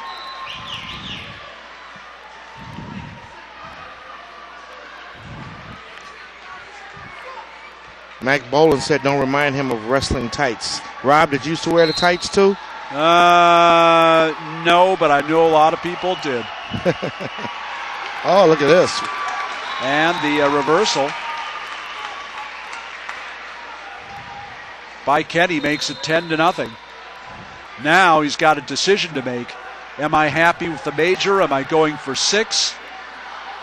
You got to keep rolling now. You got to try to break the guy. You got to try. Your team's losing. Trying to crank that bar. Crank that chicken wing on the left side of O'Hara. Minute 20 left to go. Minooka crowd is booing. They want the man on bottom to work up. Yep. They want a stall call for sure. Haven't been a lot of stall calls. No, there haven't. Or stalemates in general. As few points as there have been, very few stalling calls. They've let them wrestle. And I think the 3A mats have been wrestled well. One of the officials was telling us at lunchtime that they don't know what mat they're going to be on to like 5 or 10 minutes before it all goes down as far as, each session. But well done job here on mats 5 and 6 as a whole. Oh, yeah, absolutely. A lot of times the officials get maligned. Not today. No, I think not much we could criticize even if we felt like it. And we haven't noticed the officials, and that means they're doing a good job when you don't notice them. 10-0 for Kenny. We're down to 45 seconds. Still trying to crank that, going back and forth from the arm bar to the stall. Turk, and there's a stall against O'Hara. And a point awarded. So now it's 11-0. Well, we did get the one guy earlier today in the first match that got DQ'd out. Forgot about him. Right off the bat. Yeah. 15 seconds left to go now. For the most part, these kids out here today in the state tournament have been battling hard. So Minooka will put its first bonus point on the board by an 11-0 major decision on the part of Sean Kenny, who ends his high school career by winning 11-0 in the state finals.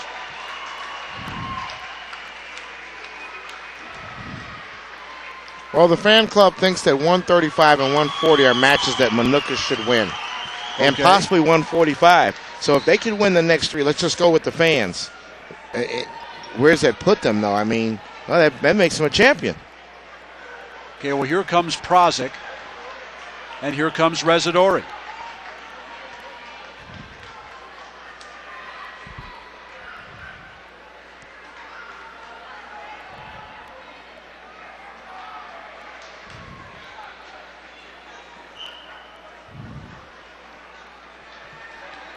So all of a sudden, very quietly, Minooka has won 5 out of the last 6 matches. It's now 20-16.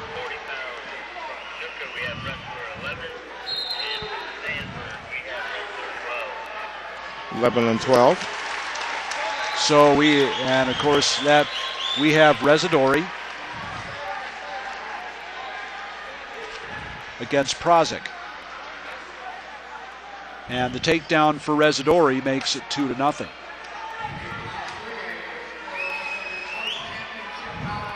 What a weird match. Sandburg just jumped out there, looked like they were going to run away with it. And then the wheels have kind of fallen off the cart. A little bit. And it really fell apart at 125, more so than 103. 125 was the big one. Yeah, absolutely. That reversal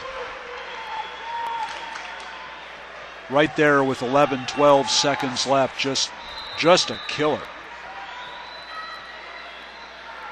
You have to be able to finish a match. I'm a firm believer in that. Complete what you start.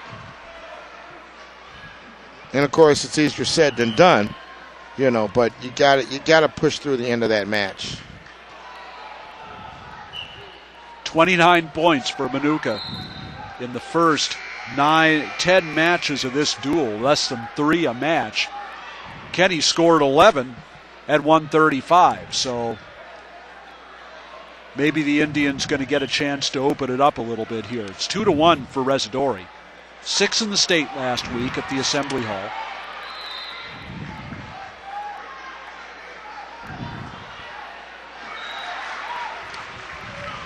And another takedown makes it 4-1.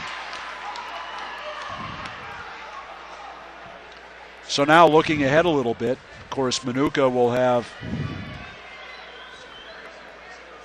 Calvin Hill at 145, Matt Meyer at 152. Sandburg. They've been sending out. We'll have Bob Steffen at 145, Jake Fishback at 152. And at the end of this match, should Residori hang on here, we will be 6-6 in matches. Now, Steffen only wrestled one time today, as in the other duel with Barrington. Barrington forfeited that match. So he hasn't had a lot of opportunity to show what he can do other than in one match. Akers lost against Oak Park River Forest. Well, I don't think we're going to see Akers in this match. I think we're going to see... I'm sorry, I meant Calvin Hill. We're going to see Calvin Hill. Calvin Hill won, as we noted earlier. At 145. Right. And we're going to see Matt Meyer at 152, a freshman trying to close this out. And it's a lot to put in the hands of a freshman, That's for sure. It's the luck of the draw. Yeah.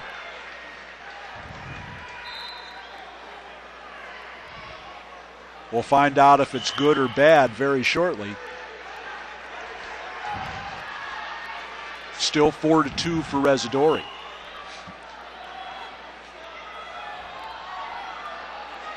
And of course, if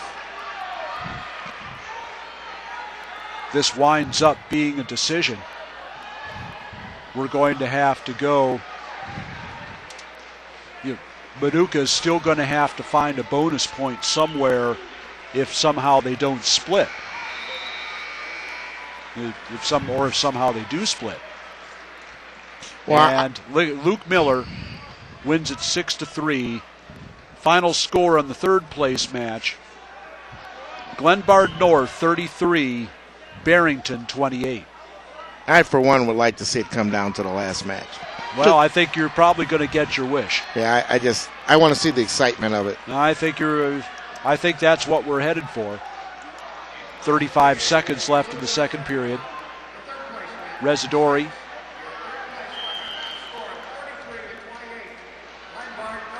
And in your screen, you're probably seeing the obligatory handshaking between Glenbard North and Barrington as that's concluded over there. And most of the wrestlers, they have to wait around. We're the only duel still going, so everyone's going to wait around till 3A closes the show. We've been late all day. Yeah, no kidding. Nothing new. Nothing. They've been squeezing every drop out of wrestling today that they can possibly do. Final seconds of the second period. I'm not quite sure why our mat has been behind either. Well, I think the first place mats have been behind the third place mats all the way along. So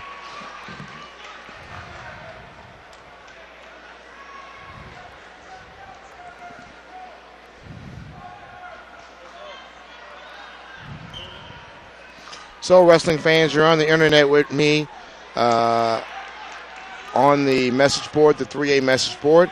Hit me up and tell me how you think this thing's going to shake out now. You can pretty much see it's going to go down to the last match or the last two matches. Predict 145 and 152. Who you think is going to win the large class state title here? Because that's what it looks like it's going to come down to. And now, as we are in the third period now, Residori has extended his lead to 7-2. So we should have Fishback versus Meyer. That will be the final match. Right. We'll have Stefan against Hill next at 145. And someone's asking about the DQ from earlier. They don't have the live feed.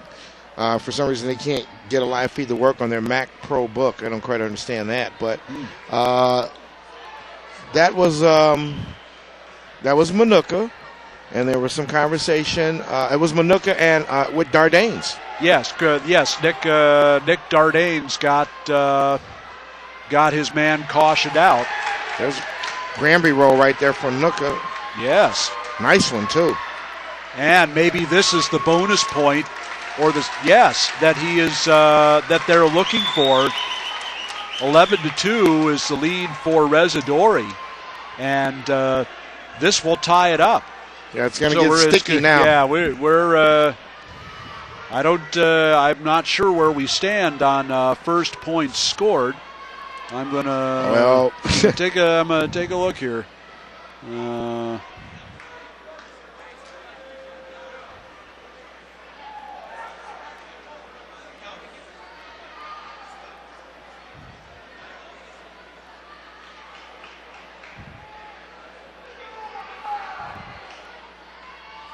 33 seconds and ticking away. Minooka riding hard on top.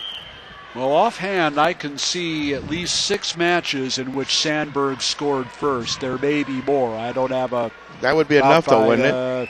Well, and Retke may have scored first as well. I didn't keep a running total. Well, what's the rule? Well, if we get down that far in the criteria list, there is a criteria which is number of most first points scored, and we're in a situation where that could be the case, where it could go down to that, because if Residori hangs on here, and it looks like he will, both teams will have 2 major decisions, and everything else is equal. And that's where we are, back-to-back major decisions for Minooka. We are all tied at 20 with 2 matches to go. I want to send a shout-out. Our fellow moderator, Mr. Kevin Drendel, is online checking us out. Welcome aboard. And he comments that either Hill or Residori will need bonus points. But I don't know. Not at this point. Yeah, they just need wins at this point. They'll take them. But right now it's 20-20, both teams with 2 majors, and we're going to go way down the criteria list if we have 2 of the same kind of win here. It's probably going to go to number of first points scored, or maybe something like number of near falls. I've seen a duel won on the 6th criteria. A lot of them have been won this year on the 8th, which is first points scored. I don't know the number of near fall points we've had, and there is a single by Calvin Hill, the state qualifier from Minooka, and he has 2 points. So right now, those 2 matches at 103 and 125 are looking even more painful if Hill does his job here, and we wind up going perhaps to the criteria list. Minooka's calling for the catch and release here from Hill.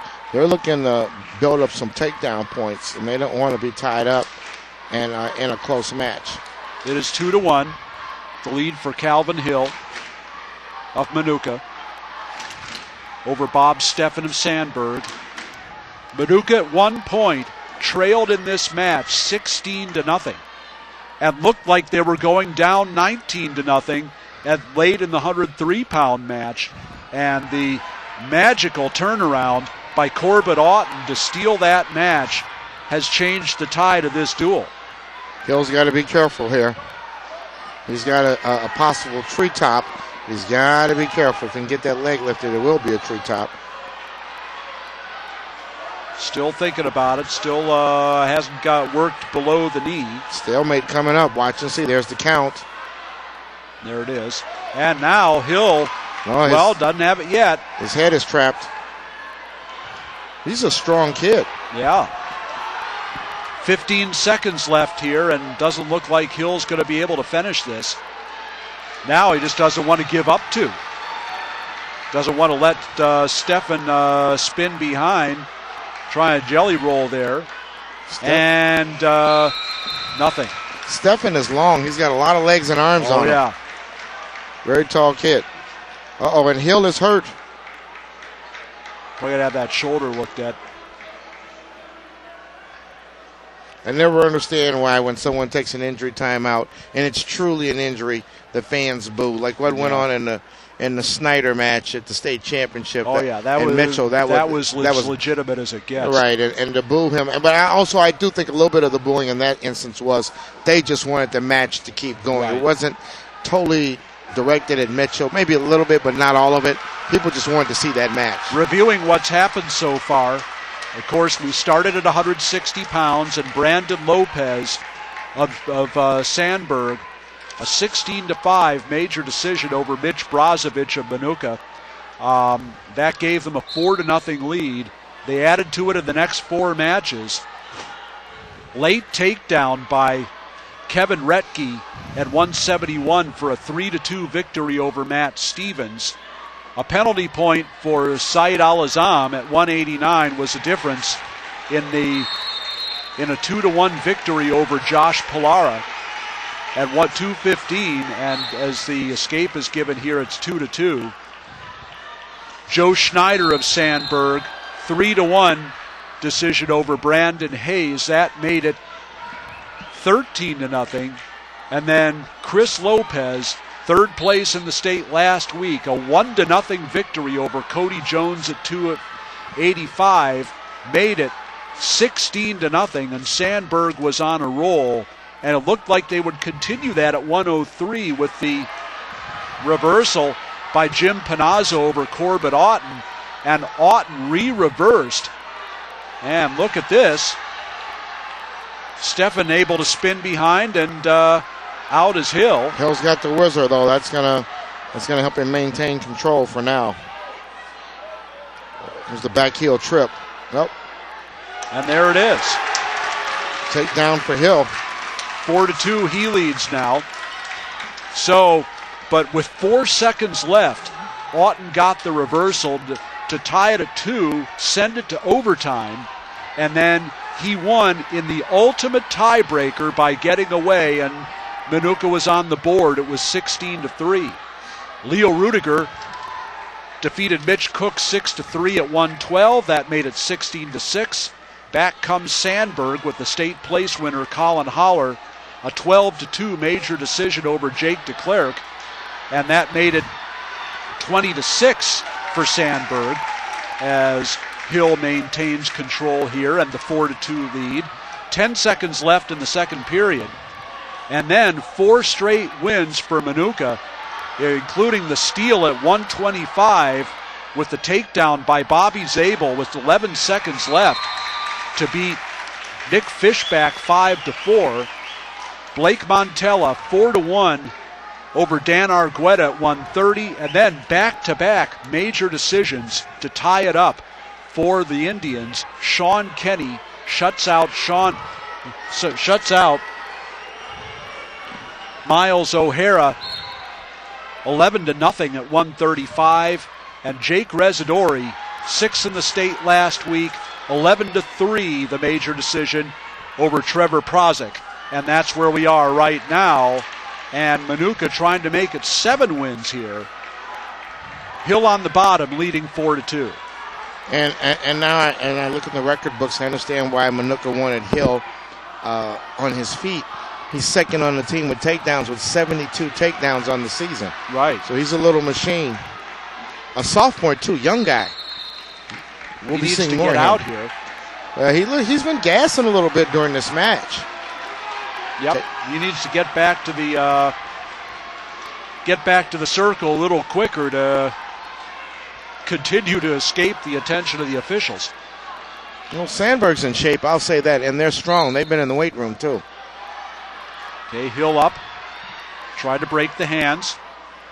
And back down he comes. Up again. Stefan brings him back down again. Now thinking about a three-quarter Nelson maybe over here on the edge. Minute 5 left to go. Hill still leads 4-2. And he's taken a long time getting back to the center. Here comes the pressure from Sandburg. Watch and see. They're going to turn it up right through this little stretch. Hill back to his feet again. Don't quite understand why he doesn't release him. You're not going to turn him. Well, I think he knows also how good Hill is on his feet. And he figures this is his chance maybe to get a turn. Looks like Hill is good on the bottom of not getting up. Down under 40 seconds now, and they come out. And Hill back little quicker coming back to the center this time. We may get a count if that continues from the official. 37 seconds left to go. You're gambling on a turn here, Sandburg. I would have cut him. We'll see if that develops. I tend to agree with you. Maybe the fact that this kid is gassing. He's probably trying to think of maybe getting a warning or two. Well, he can take a stall. Yeah. 15 seconds left to go, and there is the warning against Hill. Won't matter. Doesn't look like he'll get a second one. Doesn't look like he'll get a turn. Doesn't look like he'll get a loss either. Well, guess what? Minooka has just taken its first lead of the match. Down 16-0 after 5. Number 1 now leads number 2, 23-20 with 1 to go. And one last time, this is IHSA TV, IllinoisMatMen.com. We're combined today to bring you the Class 3A state finals along with the 2A and the 1A. And we're down to showtime, Rob. Well, this is it. 152. Minooka, wrestler 13. Sandburg, wrestler 14. And that brings us to Jake Fishback for Sandburg, Matt Meyer, the freshman from Minooka. And little action out of bounds. Interesting. Sandburg started the year ranked number 10 by Illinois Best Weekly. They're going to finish no lower than 2. And it all depends on what happens here. Snapped down by Meyer. Who was the preseason number 1, Rob? It's been Minooka from the very beginning. So they're looking to go wire to wire. Wire to wire, possibly. Providence. They would do it with a win here. Who was your 2? Providence in the beginning. Have to think about that one. I'll have to go back and look. Had to be either Providence or Lockport that were in there too.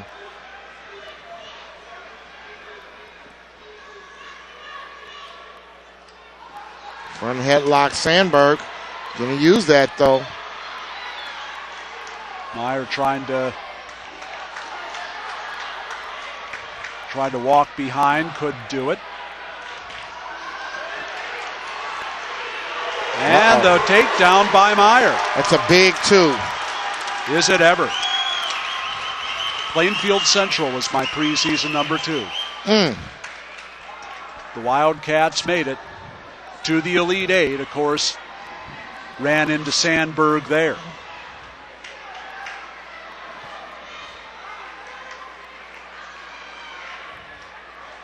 So 2-0 for Matt Meyer. And my goodness, what a turnaround this would be for Minooka after falling behind 16-0 after 5 matches and looking for all the world like it was going to be 19-0 in the 6th one. Got to give Minooka credit. They didn't push the panic button. They just kept sending their guys up to the table to clock in. First period is over. Matt Meyer leads it 2-0. 4 minutes to a state title for Minooka. Wow.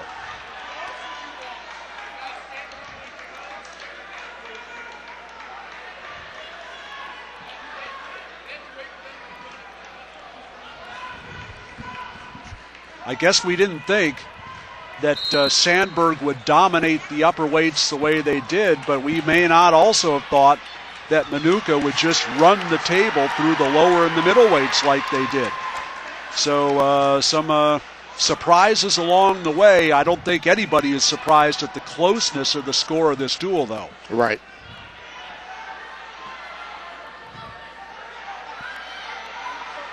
Someone's asking about the criteria, how it works. It won't matter if Minooka wins here. I think we are going to go, and I do not know where we stand on this. I think it's probably going to go down to first points scored. Okay.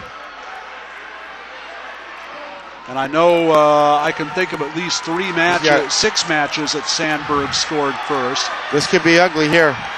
And a double arm bar by Meyer, trying to run it over. Got a minute to work it. He's got that knee up there, though. That's going to block for a moment. Still trying to work it. Under a minute left to go in the second period now. He gets on his toes and runs with it. There you go. There it is. And this could be it. Oh, what a way to end it if you get a fall. No, he doesn't quite have it yet. He does have a 2 count, it looks like. Yes, he does. 2 points on the back will be coming for Matt Meyer of Minooka on that double arm bar. And there it is. It's 4-0. Minooka, a team that only had 2 guys place at the individual state, and they took a 6th last week. And here they are on the verge of winning their first wrestling state championship. 17 seconds left in the second period. 4-0 the score for the freshman from Minooka, Matt Meyer. And he looks like he's in command right now. Freshman, imagine what that'll do for his confidence the next 3 years. 2 minutes are all that separate Minooka from its first Class 3A state title. And look at the body language of the 2 teams. Now Minooka's up. No one's sitting down except for the coach. Everybody else is on their feet. Sandburg, everybody's down. Well, I think I think they kind of felt that things were going right for them. They lose a couple of matches that they probably should have won. And the question were those going to come back and bite them? And now it looks like they are. And now the takedown for Fishback. It's 4-2. It's not over yet. Nope. Minute 15 left to go here. Matt Meyer of Minooka leads 4-2. That lead has been cut in half here in this third period. And a stalemate is called. 1:09 left.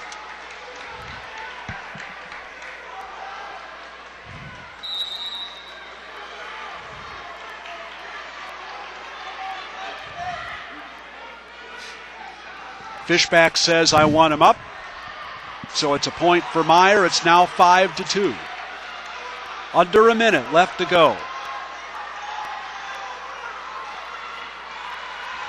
One of the great comebacks in recent state tournament history, if Minooka can pull this off. Fishback on the leg. Fishback in, but the step over and the hip the hip over by Minooka, and it's now 7-2. That's going to make it pretty hard for Sandburg to pull this out right now. Now under 30 seconds left to go. And he's not even trying to get up off that bottom.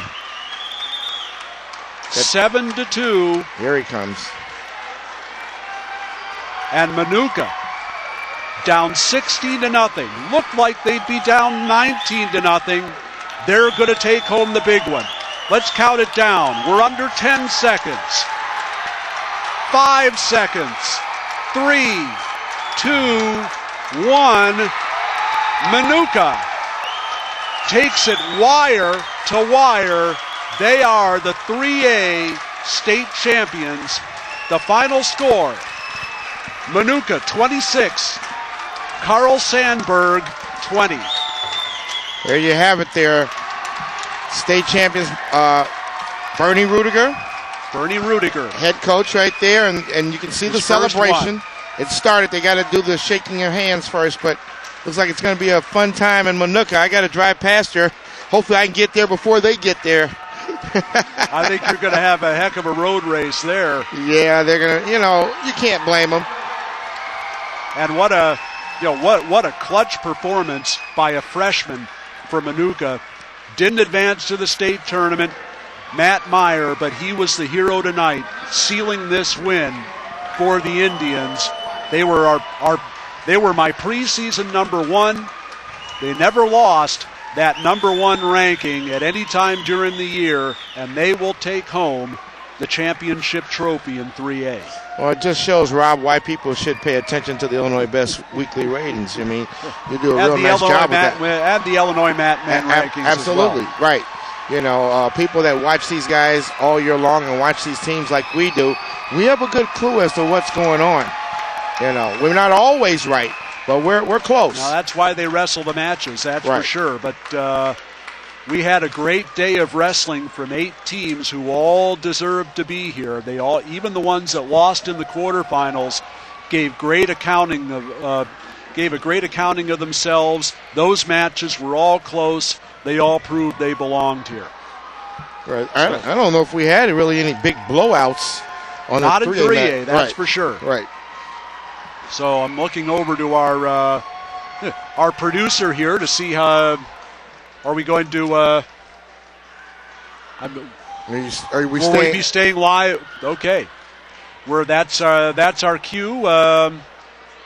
Minooka is your 3A state champion, and you have been watching the U.S. From the U.S. Cellular Coliseum here in Bloomington, the IHSA Dual Meet State Championships, courtesy of IHSA TV. We thank them for the video feed, the live video feed, and to IllinoisMatmen.com for providing the announcers for this event. It was a fun day, wasn't it, Andre? Oh, absolutely it was. Some great wrestling. I want to thank everyone that tuned in and listened to us and spent the day by your computer. I'd like to thank IHSA TV and our producer, Tim. Great job. Tim took real good care of us over here. U.S. Cellular Coliseum, great facility. And, just doing what we love to do. Look at wrestling, kind of talk about it a little bit, bring it to your house. We've come so far, Rob, from the old days, and just to be able to do this here and bring this to around the state of Illinois and around the country. It's worth it. Did you all like the broadcast? If you did, drop the IHSA a note or an email or give them a phone call.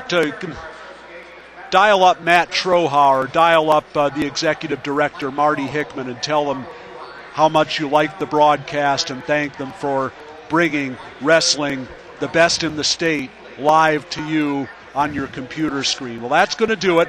For Andre Morgan, I'm Rob Sherrill. Thank you for watching. These are the IHSA Dual Meet State Championships. Good night, everybody. Good night.